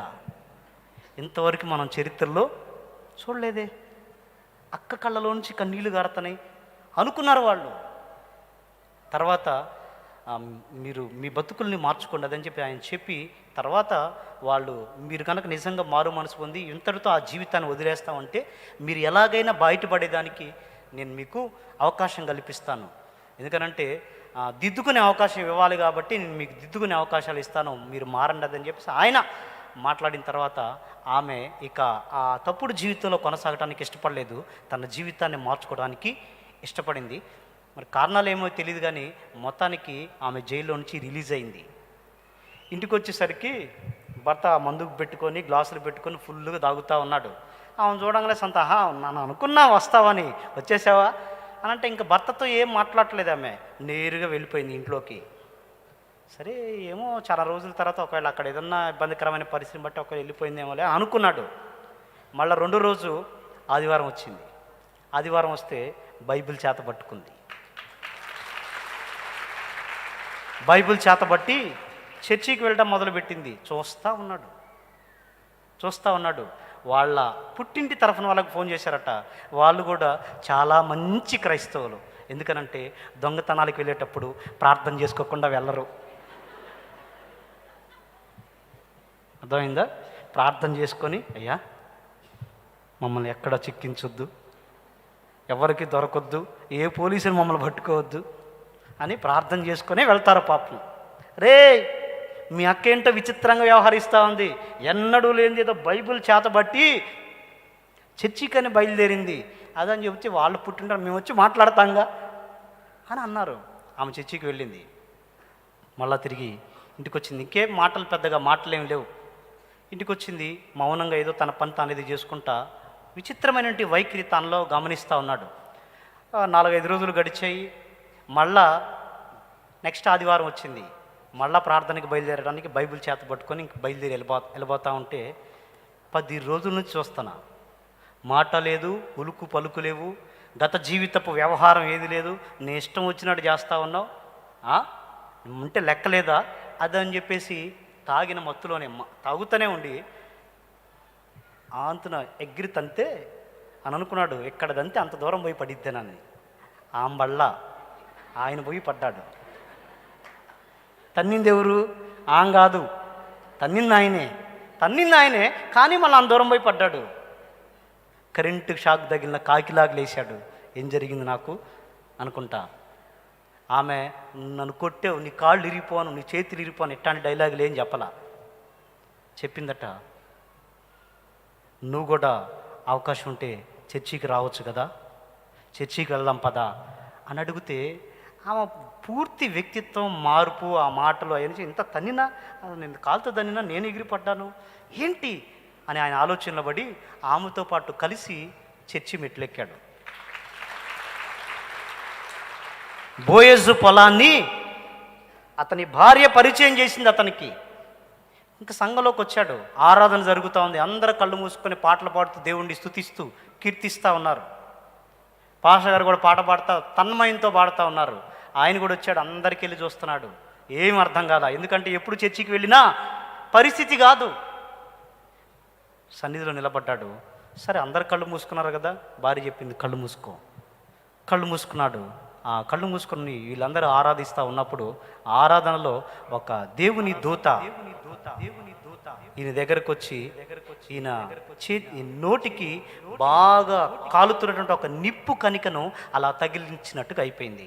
ఎప్పుడైతే ఆ నిప్పు కణిక తన నోటికి తగలటం అతని దర్శనంలో చూశాడో ఇక కింద పడ్డాడు.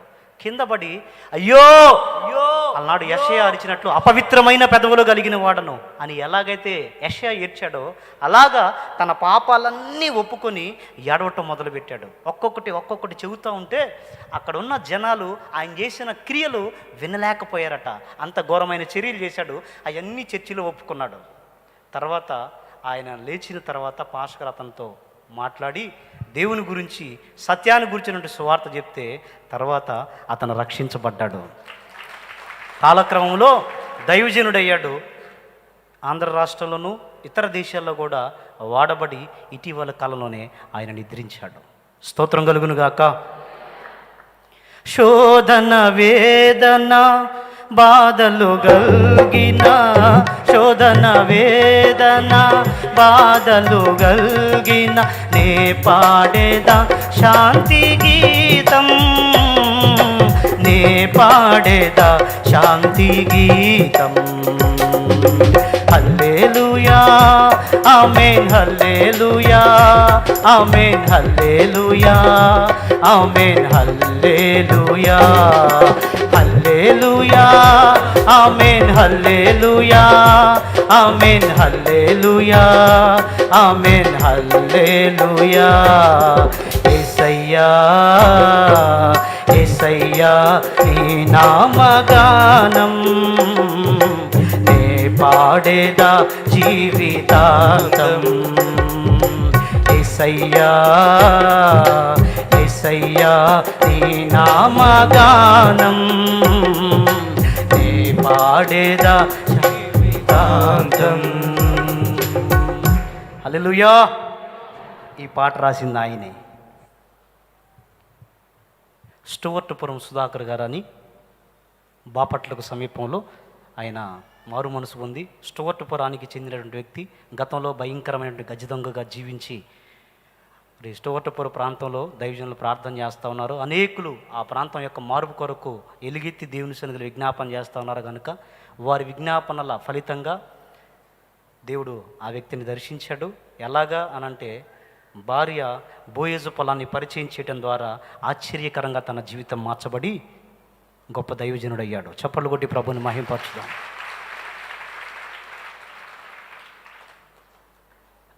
వాళ్ళెవరో గురించి చెప్పుకోవాల్సిన అవసరం కూడా లేదు. ఈరోజు మనందరం షాలేమన్నయ్య గురించి మాట్లాడుకుంటా ఉన్నాం కదా, ప్రపంచం చూస్తూ ఉంది. అయితే ఈరోజు షాలేమన్న అందరికీ తెలుసు, కానీ ఒకప్పుడు అనామకుడు వీరయ్య కదా. ఆ వీరయ్య ఎవరికి తెలీదు. ఆ వీరయ్య లోకంలో శాపంలో పాపంలో ఉన్నప్పుడు వాళ్ళున్న పరిస్థితులను బట్టి, వాళ్ళున్న ఆర్థిక స్థితిగతులను బట్టి మగ్గి నలిగిపోతూ చావును అపేక్షించగోరినటువంటి వారై, అదే మరణాపేక్షతో మరణాన్ని వెతుక్కున్నటువంటి దినాలలో ఒక అనామకురాలు, చదువు లేనిటువంటి ఒక అనామకురాలు ఆదరించి బోయజు పొలాన్ని పరిచయం చేయగలిగింది. కాబట్టే ఈరోజు షాలేము రాజు అనేటువంటి ఒక వ్యక్తి ఉనికిలోనికి తెచ్చాడు దేవుడు. ఆమెకు తెలీదు నేను బోయజు పొలంలోనికి తీసుకెళ్తున్న వ్యక్తి తర్వాత కాలక్రమంలో ఒక గొప్ప ఉజ్జీవానికి దేవుడు ఆ వ్యక్తి ద్వారా నాంది పలకబోతా ఉన్నాడని ఆ రోజు అయ్యా రాయ్యా చర్చికి రాయ్యా వెళ్దాం సంఘంలోకి వెళ్దాంరా అని పిలిచినప్పుడు ఆ అనామకురాలికి తెలియదు. ఈరోజు ఇంత స్థితిలో ఉండి సేవ చేయగలిగాడనంటే ఆ వీరయ్యగా ఉన్నప్పుడు ఎవరో గుర్తించినప్పుడు ఎవరో ఒక వ్యక్తి ఆదరించి బోయజు పొలాన్ని పరిచయం చేశారు కాబట్టి షాలేము రాజు అనేటువంటి ఒక వ్యక్తి ఉద్భవించగలిగాడు. నేను అనుకుంటాను ఏమన్నా తెలుసా, షాలేమన్నకి ఒకవేళ పరలోకం పోయిన తర్వాత దేవుడు గొప్ప బహుమానం ఇస్తే సంతోషం. షాలేమన్నకి గొప్ప బహుమానం ఉన్నది నిజమైతే అసలు ఆ షాలేమన్నని ఆదరించి బోయజు పొలాన్ని పరిచయం చేసిన ఆమెకి ఎంతటి బహుమానం ఉంటుందో కదా. నేను ఖచ్చితంగా నమ్ముతాను షాలేమన్న ద్వారా రక్షించబడే ప్రతి ఆత్మ వెనక దేవుడు ఆమెకు కూడా పాలిస్తాడేమోనని. ఆ రోజు అనుకోలేదు ఆమె, కానీ ఆమె మార్చలేదు. షాలేము రాజులాగా ఆమె తీర్చిదిద్దలేదు, వీరయ్యని షాలేము రాజులాగా ఆమె తీర్చిదిద్దలేదు. ఆమె ఒక్కటి చేయగలిగిన పని చేసింది.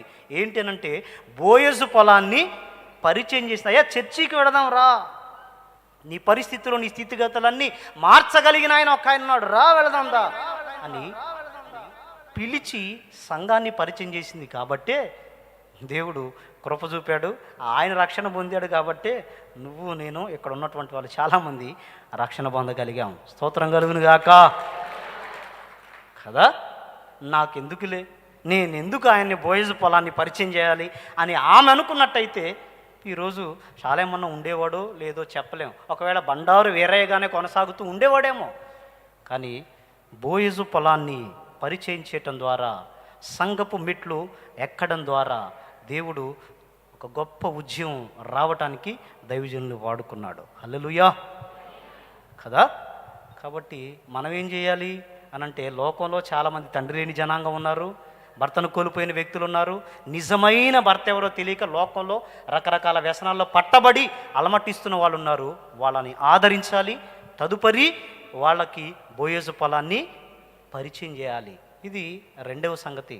పొలాన్ని పరిచయం చేసి అందరితో ఆగిందా అంటే లేదు, మూడో మాట చెప్పింది. ఏమని చెప్పిందో తెలుసా? పొలంలోకి వెళ్ళిన తర్వాత పరిగ ఏరుకో. ఏం చేయాలట?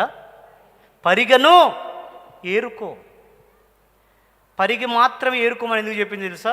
పొలంలో ఏమొక్కతే కాదు, పొలంలో ఓనర్ ఉంటాడు, పని వాళ్ళు ఉంటారు, యవ్వనస్తులు ఉంటారు, ముచ్చళ్ళు చెప్పుకునే వాళ్ళు ఉంటారు, రకరకాల వ్యవహారాలు కలిగిన వాళ్ళందరూ ఆ పొలంలో ఉంటారు. పొలానికి వెళ్ళే వాళ్ళందరూ నీతిమంతులు, అందరూ పరిశుద్ధులు, అందరూ భక్తిపరులే ఉండరు. ఆ పొలంలో రకరకాల వ్యక్తిత్వాలు కలిగిన వ్యక్తులు ఉంటారు. కానీ నయోమి చెప్పింది రూతుకు, పరిగ ఏరుకో.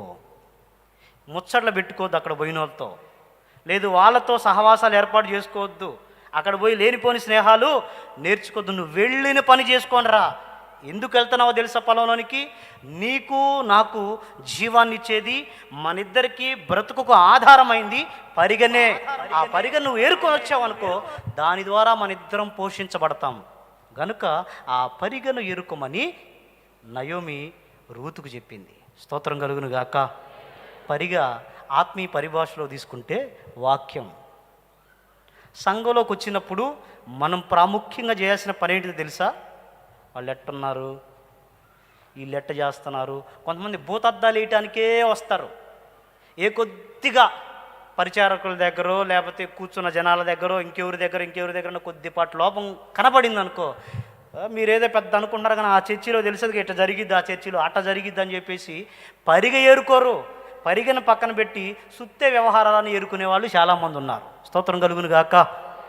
మన సంఘంలోనికి దేనికి రావాలి? పరిగ ఏరుకోవడానికి రావాలి. ఎందుకనంటే అదే వాళ్ళ జీవనానికి ఆధారం, వాళ్ళ పోషణకు ఆధారం. యేసయ్య చెప్పాడు, మనుష్యుడు రొట్టె వలన మాత్రము కాదు కానీ దేవుని నోట నుంచి వచ్చే ప్రతి మాట వలన బ్రతుకును. స్తోత్రం కలుగును గాక. పాల వంటిది జుంటి తేనె వంటిది, నా జిహ్వకు మహామధురమైనది. పాల వంటిది జుంటి తేనె వంటిది, నా జిహ్వకు మహామధురమైనది. మేలిమి బంగారు కన్న మిన్నైనది, మేలిమి బంగారు కన్న మిన్నైనది. రత్నరాసుల కన్న కోరదగినది, రత్నరాసుల కన్నా కోరదగినది.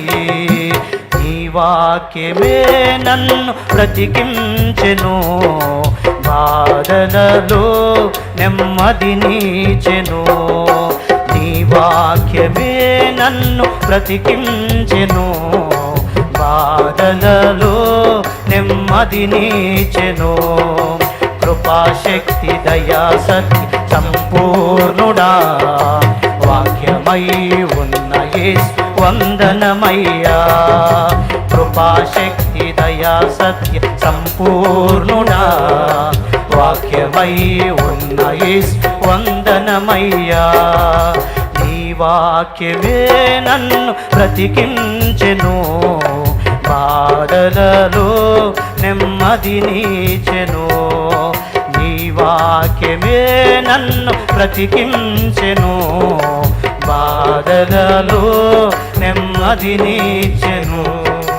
బాధలలో నెమ్మదినిచెను, బాధలలో నెమ్మదినిచెను. హల్లెలూయా. ఆ పరిగ ద్వారానే మనం పోషించబడతాం. ఎన్నోసార్లు ఆత్మహత్యలు ఆగినాయి. దేని ద్వారా? ఈ పరిగ ద్వారా కదా. ఎన్నోసార్లు కృంగినప్పుడు, రకరకాల మాటలు మన చెవికి వినబడ్డప్పుడు ఓదార్చబడ్డాం ఈ వాక్యం ద్వారా. ఈ పరిగే గనక మనకు అందుబాటులోనికి లేకపోతే ఇక్కడ ఉన్నటువంటి వాళ్ళు చాలామంది జీవితాలు ఉండేవి కాదు, ఇప్పటికే ముగించబడి ఉండేవి, మనుషులు కూడా మర్చిపోయి ఉండేవాళ్ళు. కానీ ఈ పరిగ మనకి ఆధారం, మనం బ్రతకడానికి ఈ పరిగ ఆధారమైంది. కాబట్టి సంఘానికి వచ్చినప్పుడు ముచ్చట్లో, దిక్కులో, ఇంకేదో కాకుండా ఈ పరిగ మీద శ్రద్ధ పెట్టగలిగితే మన జీవితాలు ఆశీర్వాదకరంగా మారుతాయి. కొంతమంది అంటారు, నా చర్చికి వచ్చానన్నా, ఆ చర్చికి వచ్చేవాళ్ళు ఇదిగో పలానా దగ్గరికి ఇట్ట చేశారు, ఇంక అందుకని నాకు చర్చికి రాబుద్ది గట్ల, అందుకని నేను మానుకున్నా. నేను చెప్పనా, వాళ్ళని ఎవరు చూడమన్నారు నిన్ను? అవునా కదా? నువ్వు వచ్చినప్పుడు నీకు వాక్యం ఏం వినబడుతుందో, దైవజనుడు ఏం బోధిస్తున్నాడో, శ్రేష్టమైన పరిగి మీద నువ్వు దృష్టి పెడితే నువ్వు బ్రతుకుతావు. వీళ్ళని చూసి ఇంకెవరినో చూసావనుకో నష్టపోతావు. వాక్యము ఎప్పటికీ శక్తి కలిగింది. కూటాలకి ముందు ఓ 10-15 రోజుల ముందు మనుగూరు అనేటువంటి ప్రాంతం నుంచి కొంతమంది దైవజనులు వచ్చారు. వాళ్ళు వచ్చిన రోజు ఆ పాకలో నేను కిరణన్నాయి దావీదన్న అక్కడ కూర్చొని ఉన్నాం.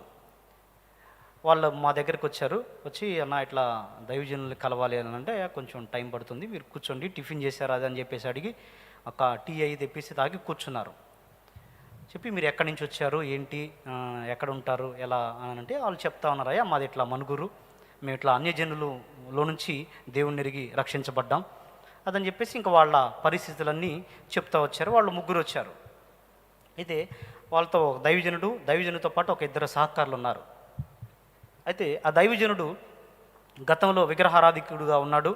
రకరకాల అలవాట్లు, వ్యసనాలు ఉన్నాయి. చాలా అప్పుల్లో కూరుకుపోయి చచ్చిపోదాం అనుకున్నప్పుడు దేవుని చేత దర్శించబడి ఆ దైవజనుడు తన నిర్ణయాన్ని వాయిదా వేసుకొని యేసుక్రీస్తుని అంగీకరించి హత్తుకొని రక్షణ పొంది కొనసాగుతూ ఉన్నాడు. క్రమక్రమంగా ఆయన ఆత్మీయ జీవితంలో ముందుకు వెళ్తా దేవుని పిలుపును గుర్తుపట్టి సేవ కూడా చేయాలని తిరుమలలోకి వచ్చాడు. అయితే చిన్నగా తనున్నటువంటి ప్రాంతంలో దేవుని పరిచర్య చేస్తా ఒక 10 మంది అలా ఇలా వస్తూ ఉంటే వాళ్ళకి దేవుని మాటలు చెప్తూ వాళ్ళని బలపరుచుకుంటూ కొనసాగిస్తూ ఉన్నాడు సంఘాన్ని. అయితే క్రిస్మస్ దినాల్లో దగ్గరకు వచ్చినాయట ఆయన సంఘం ఏర్పాటు చేసిన తర్వాత. అయితే క్రిస్మస్ పండగ వచ్చినప్పుడు ఆయనకు ఒక ఆలోచన వచ్చింది. ఏంటిదనంటే, క్రిస్మస్ పండగ వస్తుంది కాబట్టి మనం ఏదన్నా ఒక బైబిల్ క్విజ్ లాంటిది ఏర్పాటు చేసి గెలిచినటువంటి వాళ్ళకి first prize, second price, third prize అని ఇచ్చి ఇట్లా వాక్యము చదవటానికి వాళ్ళని పురికొల్పాలనేటువంటి ఆలోచన కలిగింది. ఆలోచన కలిగినప్పుడు ఆయన ఒక ఆలోచన చేశాడు. అయితే ఇది యేసు ప్రభు నమ్ముకున్న వాళ్ళకి కాదు. హల్లెలూయా. యేసు ప్రభుని నమ్ముకున్న వాళ్ళకి కాదు, అన్యజనుల్లోకి ప్రకటన చేద్దాం. ఎవరైనా బైబిల్ చదివి ఇదిగో 4 సువార్తలు ఉంటాయి, మత్తయి సువార్త, మార్కు, లూకా, యోహాను సువార్త, ఈ 4 సువార్తలు చదవాలి. ఈ 4 సువార్తలు మేము కొన్ని ప్రశ్నలు సిద్ధపరుస్తాం. గెలిచినటువంటి వాళ్ళకి మొదటి బహుమతి కింద 10,000 రూపాయలు బహుమతి ఇస్తాం అని వాళ్ళ ఊరిలో ప్రకటన చేయించాడట. క్రైస్తవులు బైబిల్ చదవటమే కదా, అన్యజనులు కానీ అతని ఆరాటం, వాక్యము జీవము కలిగినది, ఖచ్చితంగా ఇది నేను ఏర్పాటు చేయాలని చెప్పేసి పాపం ఊళ్ళో చాటింపు వేయించాడు. అయితే చాలామంది విన్నారు, కొంతమంది సిద్ధపడ్డారు. ఆ సిద్ధపడిన వ్యక్తుల్లో భయంకరంగా తాగే తాగుబోతు కూడా ఒకడు సిద్ధపడ్డాడు. బాగా తాగుతాడు. అతనికి డబ్బులు అవసరం. ఎంతంటే కరెక్ట్గా 10,000 అవసరం. ఎంత? 10,000 అవసరం. ఇప్పుడు అతను తాగుబోతు కనుక ఆ ఊరిలో అతన్ని ప్రేమించి అతను నమ్మి అతనికి డబ్బులు ఇచ్చేవాళ్ళు ఎవరు లేరు. కాబట్టి అతను ఒక ఆలోచన చేశాడు. ఏంటిదంటే, నాకు ఎవరెవరు, కష్టపడి 4 సువార్తలు చదివి ఆ ఫస్ట్ ప్రైజ్ నేనే కొట్టాలి అని ఇంకా కూర్చొని పొద్దున్నుంచి సాయంత్రం దాకా ఇంకా బైబిల్ చదువుతూనే ఉన్నాడు. ఒక 4 రోజులు, 5 రోజులు, 6 రోజులు ఎంతో టైం ఉంది. ఆ టైం అంతా 4 సువార్తల్లోనే సమయం గడిపేశాడు. పరీక్ష టైం వచ్చింది, క్విజ్ పెట్టినప్పుడు పరీక్ష రాశాడు, పాస్ అయ్యాడు. ఫస్ట్ బహుమతి అతనికి వచ్చింది. చప్పట్లు గట్టిగా కొట్టండి. ఒక అన్యుడు యేసుక్రీస్తుని ఎరగనటువంటి ఒక వ్యక్తి ఆ సువార్తలు చదివాడు, ఫస్ట్ ప్రైజ్ వచ్చింది. 10,000 ఇచ్చారు. చాలా సంతోషంగా తీసుకున్నాడు. ఈ తాగటానికి కట్టాడో మరి ఎవరికన్నా కట్టాడో, మొత్తానికి కట్టాడు. బైబిల్ క్విజ్లో పాలు పంపులు పొంది సంపాదించుకున్న డబ్బులు ఖర్చు అయిపోయినాయి. 4 దిక్కులు ఎటో ఎవరెవరికి ఇవ్వాల్సిన వాళ్ళకి ఇచ్చేసి అయిపోయినాయి. ఇంటికి వెళ్ళి ఇంక పడుకున్నాడు. పడుకొని ఇక ఏ పని చేద్దామన్నా ఈ 4 సువార్తలు అతని మైండ్లో ఫీడ్ అయ్యి ఉన్నాయి. ఇక ఏ పని చేద్దామన్నా ఆయా వాక్యాలు అడ్డం వస్తున్నాయి. మందు తాగటానికి వెళ్ళాలా, నీ దేహమును చెరుపుదాన్ని నీ యొద్ద నుంచి తొలగించుకొనుము అన్న మాట గుర్తొస్తుంది అనుకుందాం ఉదాహరణకి. అలాగ కొన్ని వాక్యాలు ఆయనకు గుర్తొస్తూ ఉన్నాయి. అంటే ఇది పాత నిబంధన లేఖనం కానీ మీరు అనొచ్చులే, కానీ అలాంటి లేఖనాలు ఆ 4 సువార్తలలో ఆయనకు గుర్తొస్తూ ఉన్నాయి.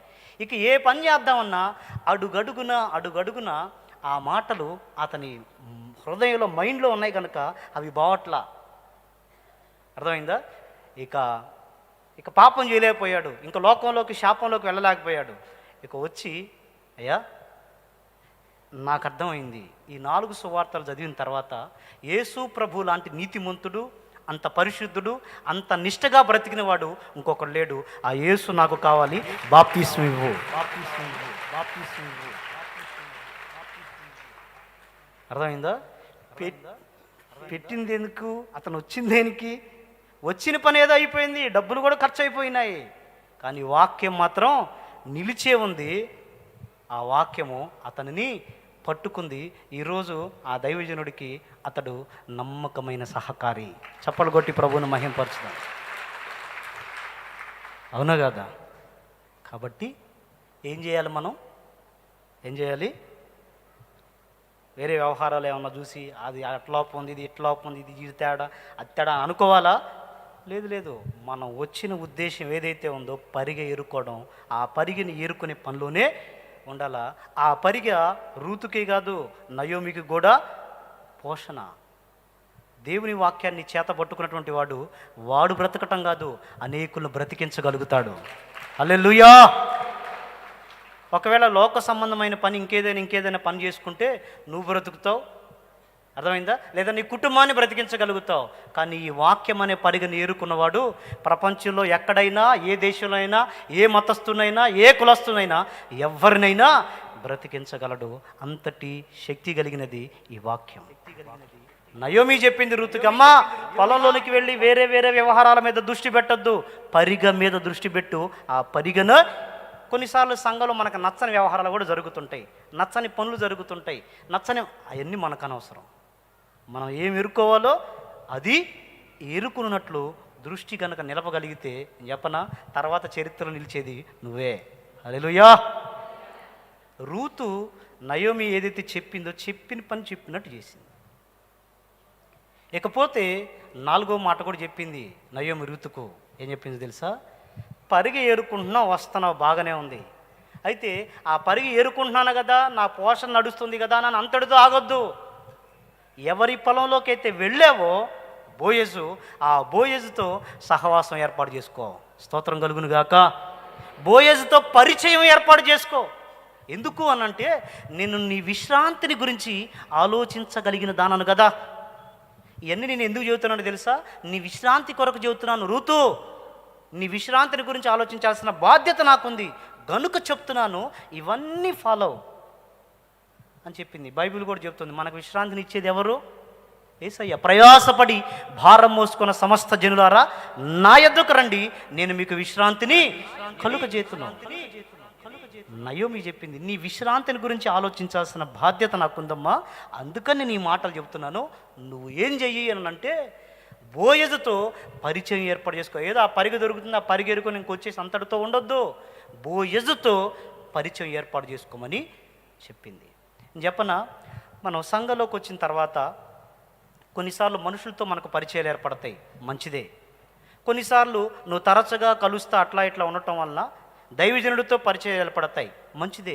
కొన్నిసార్లు పరిచయారకుడితో సంబంధాలు ఏర్పడతాయి, మంచిదే. ఎందుకంటే సహవాసం ఉండటం మంచిది. నేను చెప్పనా, నువ్వు ఎవరితో సహవాసం ఏర్పాటు చేసుకున్నా, దైవజనుడితో ఏర్పాటు చేసుకున్నా, ఇక్కడున్న విశ్వాసులతో ఏర్పాటు, తండ్రి సన్నిధి విశ్వాసులు అంట, ఒకళ్ళు నువ్వు గొప్పగా ఎంచి వాళ్ళతో ఒకళ్ళు సాహసం పెట్టుకున్నా, తండ్రి సన్నిధిలో సేవకులంట అని ఒకవేళ వాళ్ళతో నువ్వు పరిచయం ఏర్పాటు చేసుకున్నా, చెప్పనా, అందరూ సేవకులు, ఆఖరికి షాలేమన్నయ్యతో సహా నీకు ఆపద కలిగిన ప్రతిసారి, నీకు అక్కర కలిగిన ప్రతిసారి షాలేమన్న అందుబాటులో ఉండడు, మేము అందుబాటులో ఉండవు. నువ్వు సంఘంలోకి వచ్చి ఎవరితో పరిచయం ఏర్పాటు చేసుకున్నావో వాళ్ళల్లో ఎవరు కూడా నీకు అందుబాటులోకి ఉండరు. అర్ధరాత్రి అయినా అపరాత్రి అయినా నీకు ఎల్లవేళలో అందుబాటులో ఉండేది జీవం కలిగిన యేసయ్య. అర్థమైందా? పరిచయం ఎవరితో పెట్టుకోవాలి? షాలేమన్నతో పెట్టుకోవాలా? షాలేమన్నతో పెట్టుకుంటే సరే, నీకు ఏదైనా మాట సాయం చేయగలుగుతాడు, లేదా ఒకసారి 2 సార్లు నీకు సహాయం అందించగలుగుతాడు. కానీ నీకు అవసరత వచ్చిన ప్రతిసారి షాలేమన్న చెయ్యలేడు. రవన్న ఒకసారి నీకు సహాయం చేయగలుగుతాడు, 2 సార్లు చేయగలుగుతాడు, ఎల్లవేళ నీకు సహాయం చేయలేరు. అన్ని ఊర్లు తిరిగి చేయగలుగుతారా? జరగదు. నువ్వు ఎక్కడున్నా, ఏ స్థలంలో ఉన్నా, ఏ స్థితిలో ఉన్నాయినా, ఏ సమయమైందైనా నువ్వు మొర్ర పెడితే, సహవాసం ఏర్పాటు చేసుకుంటే నేనున్నాను అంటూ ఉత్తరం ఇచ్చేవాడు యేసయ్య మాత్రమే. మనుషులతో సంబంధాలు పెట్టుకున్నావు అనుకో, అర్థమైందా? ఏమైద్ది? వ్యవహారం చెడిద్ది. ఇద్దరికి బాగున్నప్పుడు బాగానే నడిచిద్ది. ఒకవేళ ఆ సంబంధం ఏదన్నా చెడిపోయిందనుకో, ఇప్పుడు దాకా నువ్వు ఎవరితో సహవాసం పెట్టుకున్నావు వాళ్ళే అవసరమైతే నీ మీద దుమ్మెత్తి పోస్తారు. ఏం మంచిది అనుకున్నాం కానీ ఏం ఫుల్ తేడా, ఈయన మంచోడు అనుకున్నాం కానీ ఫుల్ తేడా అని ఎవరితో సహవాసం అవసరం తేడా పడితే వాళ్ళే దుమ్మెత్తి పోస్తారు. వాళ్ళతో కాదు మనం పరిచయం పెట్టుకోవాల్సింది, ఆయనతో. ఎందుకు తెలుసా? ఏ కాలంలో అయినా నీకు అందుబాటులో ఉంటాడు. నిజంగా అందుబాటులో ఉంటాడా? నా ఆపదలు తీరుస్తాడా? నక్కర్లో నన్ను ఆదుకుంటాడా? ఖచ్చితంగా. మొన్న పోయిన సంవత్సరం లాక్డౌన్లో చాలా రకాల పరిస్థితులు మనుషులు అనుభవించారు. ఉద్యోగస్తులు కష్టాలు పడ్డారు, లేదా కూలీ చేసుకునేటువంటి వ్యక్తులు, అంటే ఉన్నతమైన తరగతుల వాళ్ళు, మధ్యతరగతి వాళ్ళు, అన్ని రకరకాలు ఏదో ఒక రకంగా ఇబ్బంది పడ్డారు. వాళ్ళందరితో పాటు సేవకులు కూడా ఇబ్బంది పడ్డారు కదా, అవునా కదా? సాధారణంగా ఒక ఆలోచన ఏంటంటే, సంఘం ఉంటుంది కాబట్టి, సంఘం ఉంటే సంఘం వాళ్ళని పోషించిద్ది. కానీ దేవుడు సేవకులకు ఒక పాఠం నేర్పించాడు. ఎప్పటికైనా పోషించేది, పోషణకర్త ఎవరు? నేను. సంఘం మీద, సంఘంలోకి వచ్చే మనుషుల మీద మీ దృష్టి నిలపకండి, నా మీద దృష్టి నిలపండి అనే దానికి ఒక పాఠం నేర్పించాడు. దృష్టి నిలిపితే ఆయన ఏదైనా చేయగలుగుతాడు అనే దానికి ఎంతోమంది సేవకులలో కార్యాలు కూడా చేశాడు. నన్ను ఒక దైవజనుడు కలిసినప్పుడు తన జీవితంలో జరిగినటువంటి ఒక సాక్ష్యాన్ని చెప్పాడు. లాక్డౌన్లో వాళ్ళ దగ్గర నుండి, అతనికి సంఘం కూడా లేదు, ఓ సంఘంలో సేవకుని దగ్గర నమ్మకంగా ఉంటాడు అతను. భార్య, 2 పిల్లలు ఉన్నారు. అయితే మరి సేవకుడికే కష్టం, మరి సేవకుడు పక్కన ఉన్న వాళ్ళకి ఎలా సహాయం చేయగలుగుతాడు? ఆయన కూడా సహాయం ఏం చేయలేకపోయాడు. వాళ్ళ దగ్గర నుండి డబ్బులన్నీ అయిపోయినాయి. ఇంట్లో ఇంకా తినటానికి ఏమి లేవు, కొద్దిగా ఏదో బియ్యం ఉన్నాయంట. జేబు తవ్వుకొని చూస్తే 2 చిన్న పిల్లలు, ఒక అబ్బాయి ఒక అమ్మాయి, 2 చిన్న పిల్లలు. జేబులో ఉన్నటువంటి డబ్బులు చూస్తే 10 రూపాయలు ఉన్నాయి.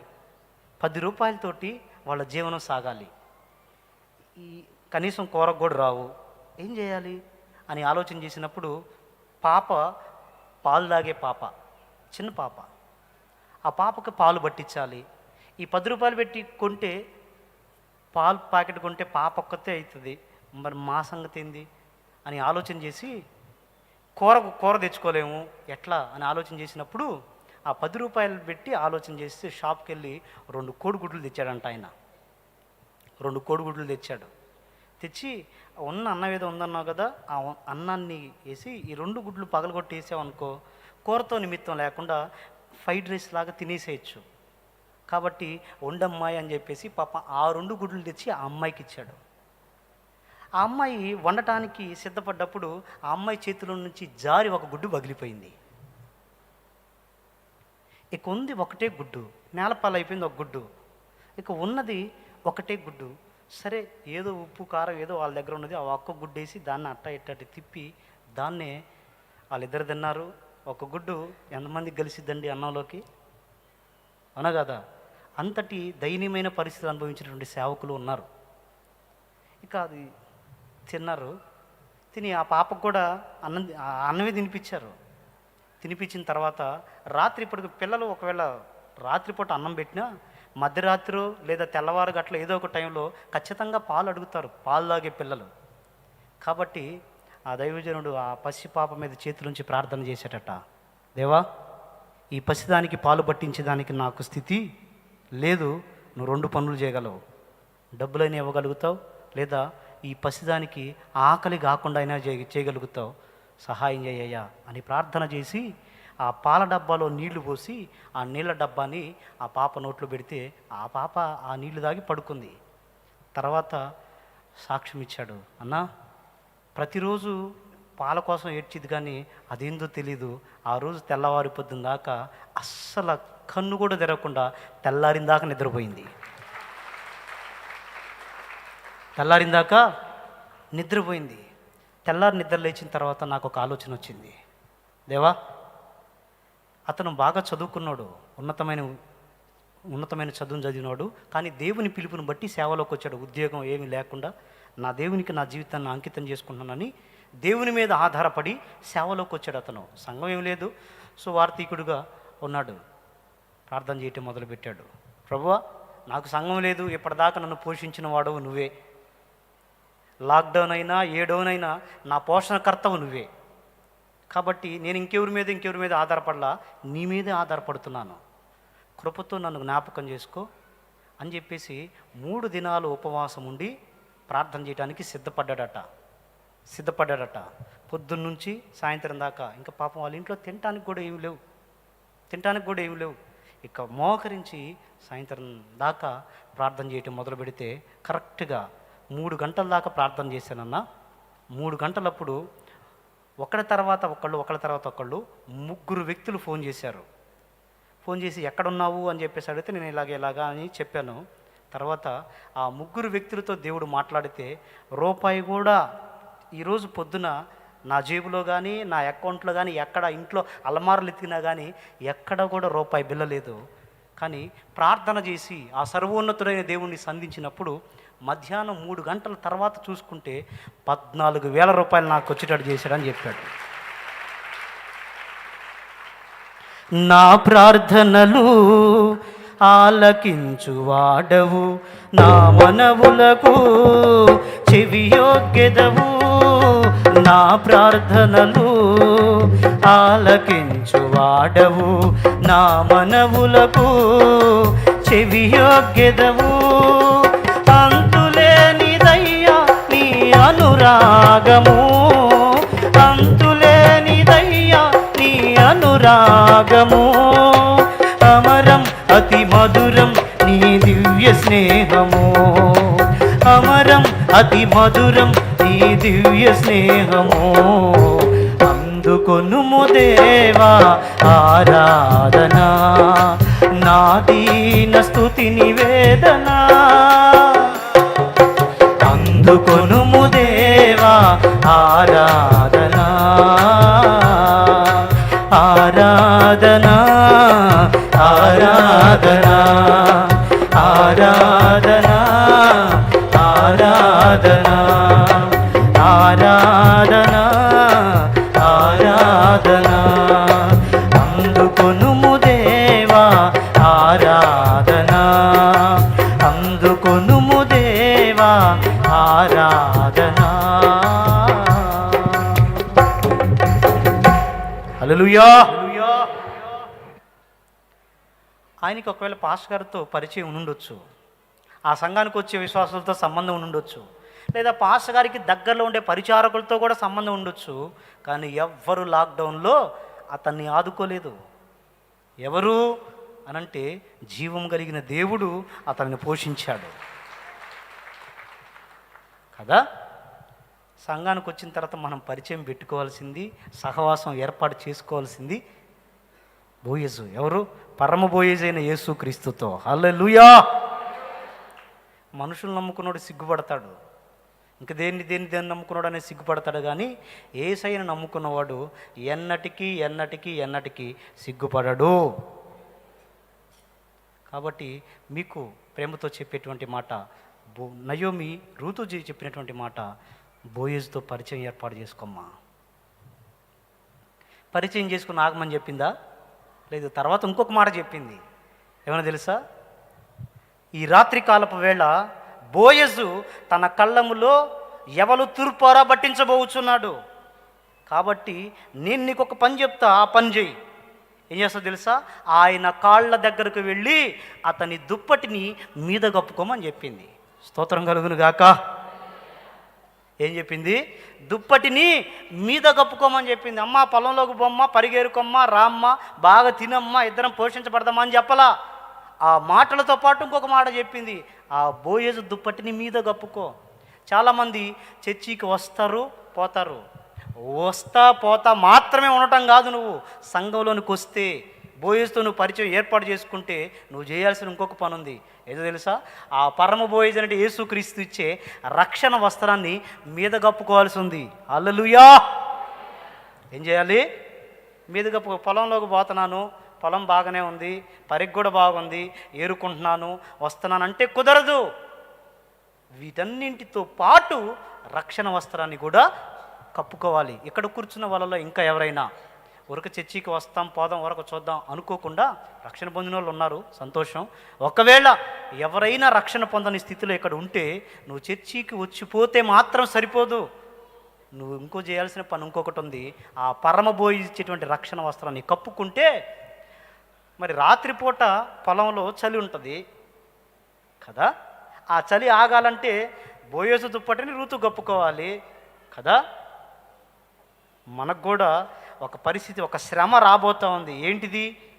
యుగయుగాలు మండే అగ్నిగుండం. పాపానికి జీతము యుగయుగాలు మండే అగ్నిగుండము కనుక ఆ అగ్నిగుండము మన మీదకి రాకుండానట్లు, ఆ అగ్ని మంటలు మన మీదకి వేచకుండానట్లు యేసయ్య ఇచ్చే రక్షణ వస్త్రం ఆ అగ్నిగుండానికి మనకి మధ్యలో అడ్డుగోడగా నిలిచిద్ది. స్తోత్రం కలుగును గాక. ఇక నువ్వు ఏం చేసినా నీ సిగ్గు పోదు, నీ అవమానం పోదు, నీకు కలిగే అపకీర్తి పోదు. ఎప్పుడూ పోతుంది అని అంటే ఆ దుప్పటి నీ మీదకి వస్తే, రక్షణ వస్త్రాన్ని నువ్వు ధరించుకుంటే, ఆ పరమబోయేసేటువంటి ఆ దుప్పటిని కప్పుకుంటే పాపం వలన వచ్చే సిగ్గు తొలగించబడిద్ది. చెప్పనా? పాపం వలన సిగ్గుని ఎందుకు అన్నానంటే, ఆదాము హవ్వల జీవితాన్ని మనం పరిశీలన చేస్తే ఒకప్పుడు దేవుణ్ణి ధైర్యంగా ఎదుర్కొన్నారు. ఆదామా అంటే ప్రభువా అనుకుంటా పరిగెత్తుకుంటూ వచ్చాడు. కానీ అదే ఆదాము ఒక దశ వచ్చిన తర్వాత ఎప్పట్లాగే వినపడేటువంటి స్వరము ఆదామా ఆదామా అని పిలిస్తే కనపడట్ల. ఆదాము చెట్టు చాటును దాక్కున్నాడు. ఆదామా ఎక్కడా అని అంటే చెట్టు చాటును దాక్కున్నాను. చెట్టు చాటు ఎందుకు దాక్కున్నావు? దిగంబరిని గనక దాగుకొంటిని. నువ్వు దిగంబరివని నీకు తెలిపిన వాడెవడు అని అంటే ఇంక స్టోరీ చెప్పటం మొదలుపెట్టాడు. మరి అదే ఆదాము ఒకప్పుడు దేవుణ్ణి ధైర్యంగా ఎదుర్కోగలిగాడు, ఇప్పుడు ఎందుకు ఎదుర్కోలేకపోతున్నాడు అని అంటే ఆదాము చేసినటువంటి ఆదాము హవ్వల పాపము వాళ్లకు సిగ్గును తెచ్చి దేవుని ముఖాన్ని మరుగు చేసింది. అర్థమైందా? అయితే యేసయ్య పరమ కడపటి ఆదామైనటువంటి యేసయ్య ఇచ్చినటువంటి రక్షణ వస్త్రం, అర్థమైందా, యేసయ్యని మనల్ని దగ్గర చేసింది. స్తోత్రం కలుగును గాక. కాబట్టి ఎక్కడున్న వాళ్ళు ఎవరైనా రక్షణ పొందకపోతే, లేదా లైవ్లో కూడా వింటున్న వాళ్ళు ఎవరైనా ఆ యేసుప్రభు మంచి దేవుడే, గొప్ప దేవుడే, ఆయన దగ్గరకు పోతే అద్భుతాలు జరుగుతాయని అద్భుతాలతో మాత్రమే తృప్తి చెంది ఆగిపోతే నువ్వు పరలోకానికి చేరలేవు. ఖచ్చితంగా ఆ బోయేజు దుప్పటిని కప్పుకోవాల్సిన అవసరత ఉంది. ఇది మాత్రమే కాదు, తర్వాత ఇంకొక పని కూడా చెప్పింది. బోయజుని పెండ్లి చేసుకో. హల్లెలూయా. ఏం చెప్పింది? దుప్పటి కప్పుకోమని ఆగలేదు. బోయజు మనకు సమీప బంధువు, అతనే నిన్ను విడిపించగలిగినటువంటి విమోచకుడు, తర్వాత అతనితో పెళ్లి చేసుకో అని చెప్తే రూతు చరిత్రే మారిపోయింది. అనామకురాలుగా వచ్చి పరిగెరుకున్న స్థితిలోకి వచ్చి పొలంలోనికి వెళ్ళి ఈ స్థితులన్నీ మానిపోయి ఏమైంది అని అంటే పొలానికి ఓనర్ అయ్యింది. హల్లెలూయా. మనం కూడా అంతే. పరలోకం అంటే అసలు మనకి తెలీదు. ఆ పరలోకంలోకి అడుగుపెట్టేదానికి మనకు అర్హత లేదు. కానీ దేవుడు ఎంత కృప ఆధిక్యత ఇవ్వబోతా ఉన్నాడు తెలుసా? ఆయనతో వివాహం చేసుకుని ఆయన రాబోతా ఉన్నాడు పెండ్లి కుమారుడుగా. ఆ వధువు సంఘంలో కనుక జతపరచబడి పెండ్లి విందుకు సిద్ధపడితే నువ్వు ఏ పరలోకం అయితే నాకు కలలాగా ఉంది అని అనుకుంటున్నావో, పరలోకంలోకి అడుగుపెట్టినా చాలు నా బతుకు ఇంకా ధన్యమైపోతుంది అనుకుంటున్నావో, ఆ పరలోకంలో అడుగుపెట్టడం కాదు, ఆ పరలోకంలో ఉండి నువ్వు పరిపాలన. ఒకప్పుడు పన్నుల దగ్గర పోయి ఏం కూడా పరిగెరుకున్నది కదా, ఇప్పుడు అదే పొలంలో ఏమైనా నిలిస్తే పని వాళ్ళు గడగడలాడతారు కదా. ఏం చేస్తున్నారు అక్కడ, ఇటు రండి అంటే అమ్మగారు వస్తామని పరిగెత్తుకుంటూ రావాలి. ఒకప్పుడు ఎవరు అమ్మాయి ఏంది కొత్తగా వచ్చింది అని ఆమెకెళ్ళి బిత్తర చూపులు చూసిన వాళ్ళు, విచిత్రమైన చూపులు చూసిన వాళ్ళు ఇప్పుడు ఆమె కను చూపు చూసి రా అని పిలిస్తే గడగడలాడుతూ వచ్చి చేతులు కట్టుకొని నిడబలాడాల్సిన పరిస్థితి. ఎందుకు అనంటే ఆ పొలం ఓనర్ ఎవరైతే ఉన్నారో ఆ ఓనర్తో పెళ్ళయింది. హల్లెలూయా. మనం కూడా పెండ్లి విందుకు సిద్ధపరచబడబోతా ఉన్నాం. ఎలీషా పలికాడు, వెండి బంగారులు సంపాదించుకోవడానికి ఇది సమయమా సమయమా సమయమా సమయమా సమయమా. రాకడ దినాలు దగ్గరగా ఉన్నాయి. ఇంకా లోక సంబంధమైన వ్యవహారాల్లో, శాపంలో, పాపంలో బ్రతుకుతూ మన విచ్చలవిడిల జీవితాలు జీవించడానికి ఇది సరైన సమయం కాదు. ప్రపంచ పరిస్థితులు సంకేతాన్ని ఇస్తూ ఉన్నాయి. ఏమనంటే రారాజు రాబోతా ఉన్నాడనని పరిస్థితులు, ప్రపంచ పరిస్థితులు మాట్లాడుతూ ఉన్నప్పుడు ఇంకా వెండి సంపాదించుకుందాం, లేదా బిల్డింగ్లు కడదాం, ఇంకేదో చేద్దామని వాటి కొరకే తాపత్రయపడటం కాకుండా క్రీస్తు కొరకు ఈ కంఠంలో ప్రాణం ఉన్నంత వరకు చేయగలిగినంత పనిచేసి అగ్నిలో నుంచి లాగినట్టు కొందరినైనా నరకలో నుంచి లాగాలని ఆరాటపడి ఆ పెండ్లి విందుకు నువ్వు సిద్ధపడాలి. అనేక మందిని సిద్ధపరచగలిగితే అక్కడ పోయిన తర్వాత అర్థమైందా, ఏలికగా నిన్ను నన్ను చేసి ఆ దేవాది దేవుడు పరవశించే రోజు ఒకటి రాబోతా ఉంది. స్తోత్రం కలుగును గాక.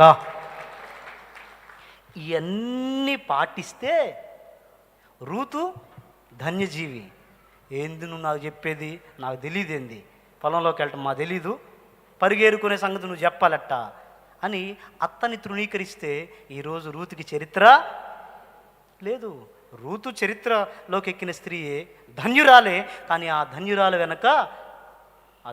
వెనక ఒక మరుగైనటువంటి భక్తి జీవితం దాగి ఉంది. అవయవాలు చాలా ఉన్నాయి మనకి. కొన్ని అవయవాలు పైకి కనబడతాయి, కనబడకుండా ఉండి మన వ్యవస్థను నడిపించేటువంటి అవయవాలు చాలా ఉన్నాయి. వాటిల్లో వెన్నెముక కూడా ఒకటి. నిలిచి మనం ఏదైనా చేయాలంటే వెన్ని పని చేయాలి. కొంతమంది పైకి కనబడతారు, కొంతమంది పైకి కనబడరు కదా. నయోమి రూతు జీవితానికి వెన్నెముక లాంటిది. కనబడే వాళ్ళకి, చూపరులకి రూతు. కానీ రూతు వెనక వెన్నెముక ఎవరు, బ్యాక్ బోన్ ఎవరు? నయోమి. కాబట్టి నయోమి భక్తిహీనురాలు ఏం కాదు, ఆమె కూడా. కాకపోతే పరిస్థితులను బట్టి ఒకవేళ మాట్లాడుండొచ్చు. ఇదంతా ఆలోచించిన తర్వాత ఇంకొక సంగతి కూడా ఉంది నయోమి జీవితంలో. ఏంటిదేనంటే ఇవన్నీ రూతుకు చెప్పి రూతు ద్వారా చేయించగలిగింది. ప్రతిఫలం ఎవరు పొందగలిగారో తెలుసా? నయోమి పొందగలిగింది. హల్లెలూయా. ఎందుకు? భర్త లేడు, కొడుకులు లేరు, పిల్లలు సంతానంకి ఎవరు లేరు, ఉందా రూతు ఒక్కతే. చేయగలిగిన చెప్పి రూతుతో పని చేయించిన తర్వాత పిల్లలు పుడితే ఆ పిల్లలు ఎక్కడికి చేరారో తెలుసా? నయోమి ఒళ్ళోకి చేరారు. దేవుడు విడిచిపెట్టలా నయోమిని. ఆడుకో, వృద్ధాప్యంలో నెమ్మది కలిగి పిల్లలతో చక్కగా తన జీవితాన్ని గడిపి, అర్థమైందా, తన జీవితాన్ని ముగించింది నయోమి. రూతుకే కాదు, నయోమికి కూడా వృద్ధాప్యంలో ముసలిలో కొంతమంది నిట్టూర్పులు విడిచే వాళ్ళు ఉంటారు. అలాంటి నిట్టూర్పుల బ్రతుకు లేదు. చక్కగా రూతుకు పుట్టిన పిల్లల్ని ఈమె ఎత్తుకొని ఆడించి అవసాన దశలో ప్రభు చెంతకు చేర్చబడింది, ధన్యురాలైంది. కాబట్టి ఎవరినైనా మనం ప్రోత్సహించి బలపరిచి ఇది ఎలాగ చేయగలిగితే వాళ్ళు చరిత్రలోకి ఎక్కడం కాదు, ఆ చరిత్రకి ఎక్కడానికి కారణమైన నిన్ను నన్ను కూడా దేవుడు వదిలిపెట్టడు, మనల్ని కూడా ఆదరిస్తాడు, మనకు కూడా ప్రతిఫలం ఇస్తాడు. అలాగున ఆ త్రియేక దేవుడు మనందరికీ సహాయం చేయునుగాక. తలలు వంచండి, చిన్న మాట ప్రార్థన చేసుకుందాం. ప్రియమైన దేవుని సంగమా,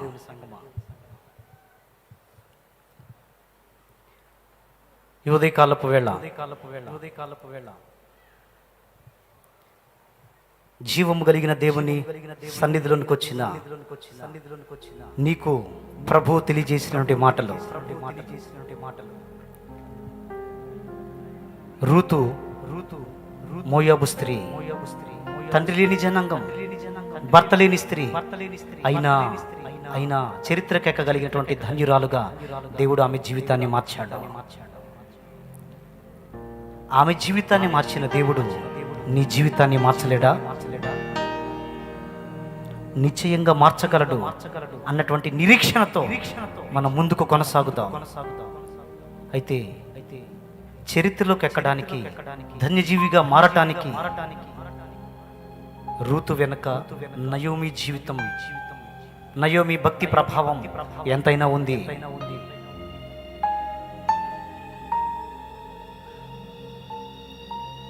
మొట్టమొదటిది నయోమి రూతును తండ్రి లేని జనాంగమని, భర్త లేని స్త్రీ అని ఆదరించగలిగింది. నువ్వు కూడా అనేకులను ఆదరించగలగాలి. నోటి మాటల చేత గాయపరచొద్దు, లేదా నీ వ్యవహారం చేత, నీ ప్రవర్తన చేత ఇతరులను దుఃఖ పెట్టవద్దు. కత్తిపోటు వంటి మాటలు పలుకువారు కలరు అన్నది లేఖనం. కొంతమంది ఆదరించడానికి బదులుగా ఆ మాటల చేత పదే పదే పదే పదే గాయపరుస్తూ ఉంటారు.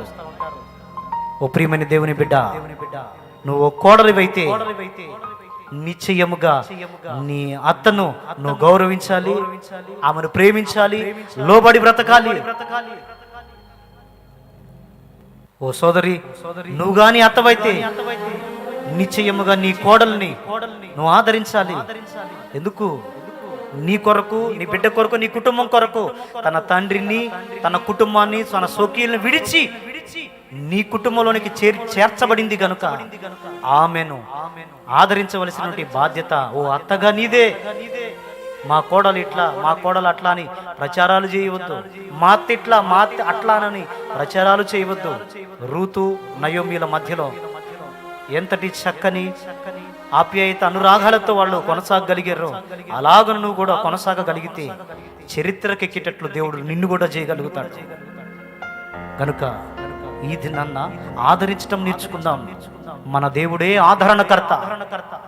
ఆయన పేరు పెట్టుకున్న నీవు అనేకులను ఆదరించవలసిన అవసరత ఉంది.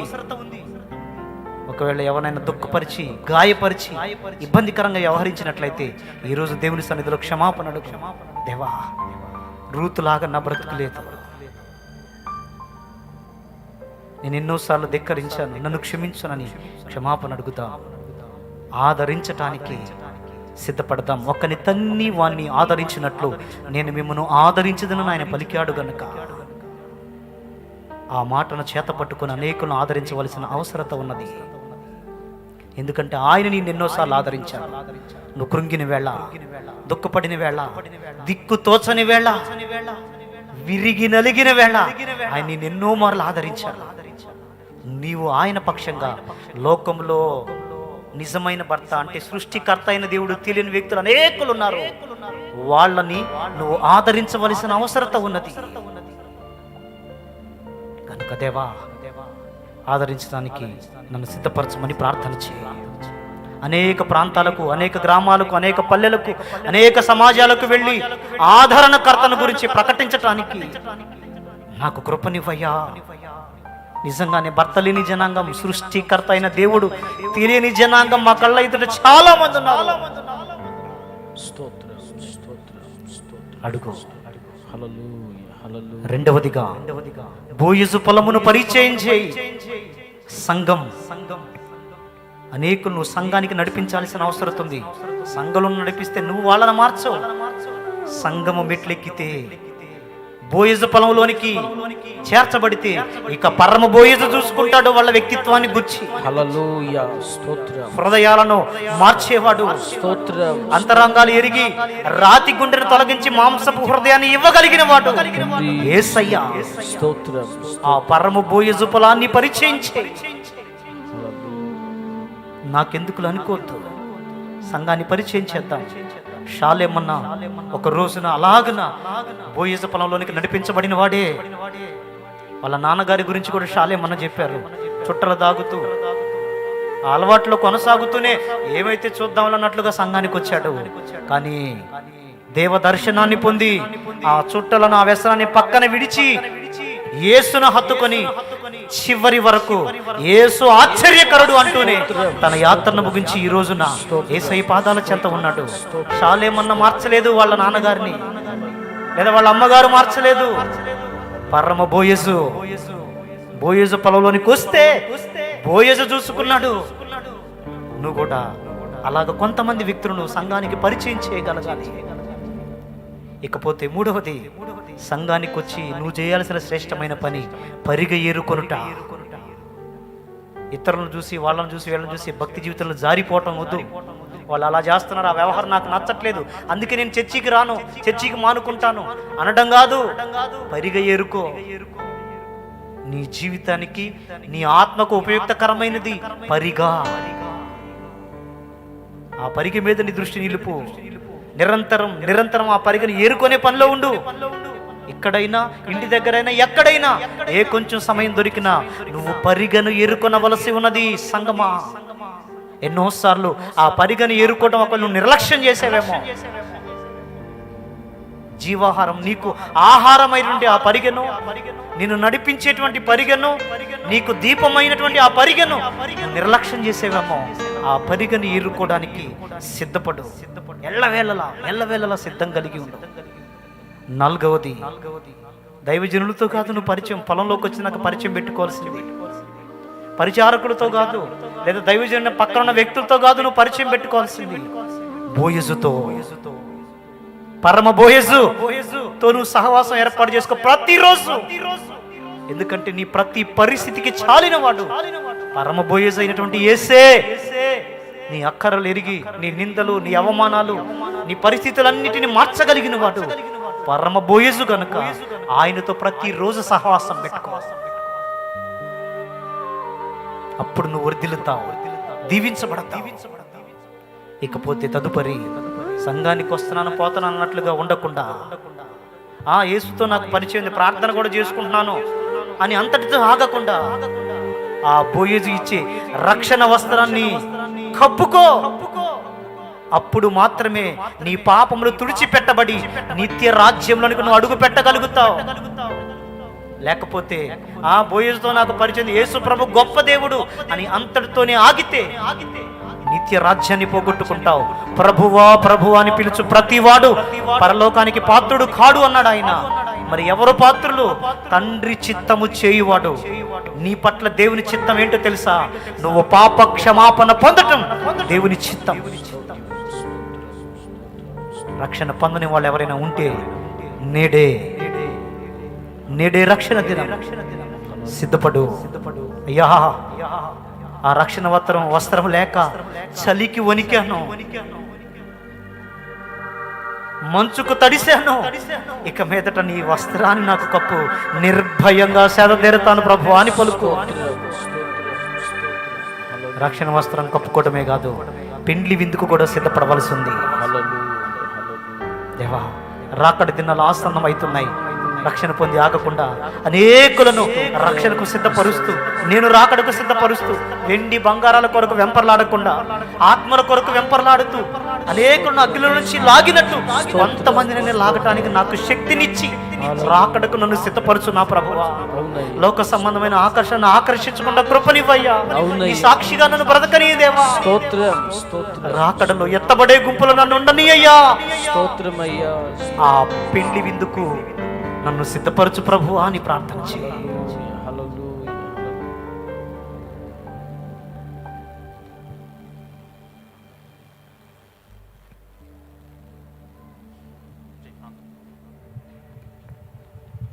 స్తోత్రమయ్యా, స్తోత్రమయ్యా, స్తోత్రమయ్యా.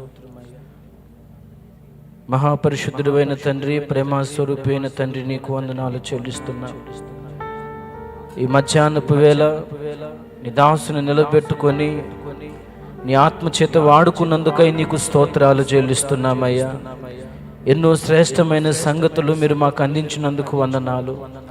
నిజముగా అన్యజనులైనప్పటికీ కూడా ధన్యజనులుగా మీరు మార్చి మోడైపోయిన జీవితాలు మరలా చిగురింపజేసి చేదైన అనుభవాల్లోంచి మధురమైన అనుభవాల్లోనికి మీరు నడిపించినందుకై నీకు వందనాలు చెల్లిస్తున్నామయ్యా.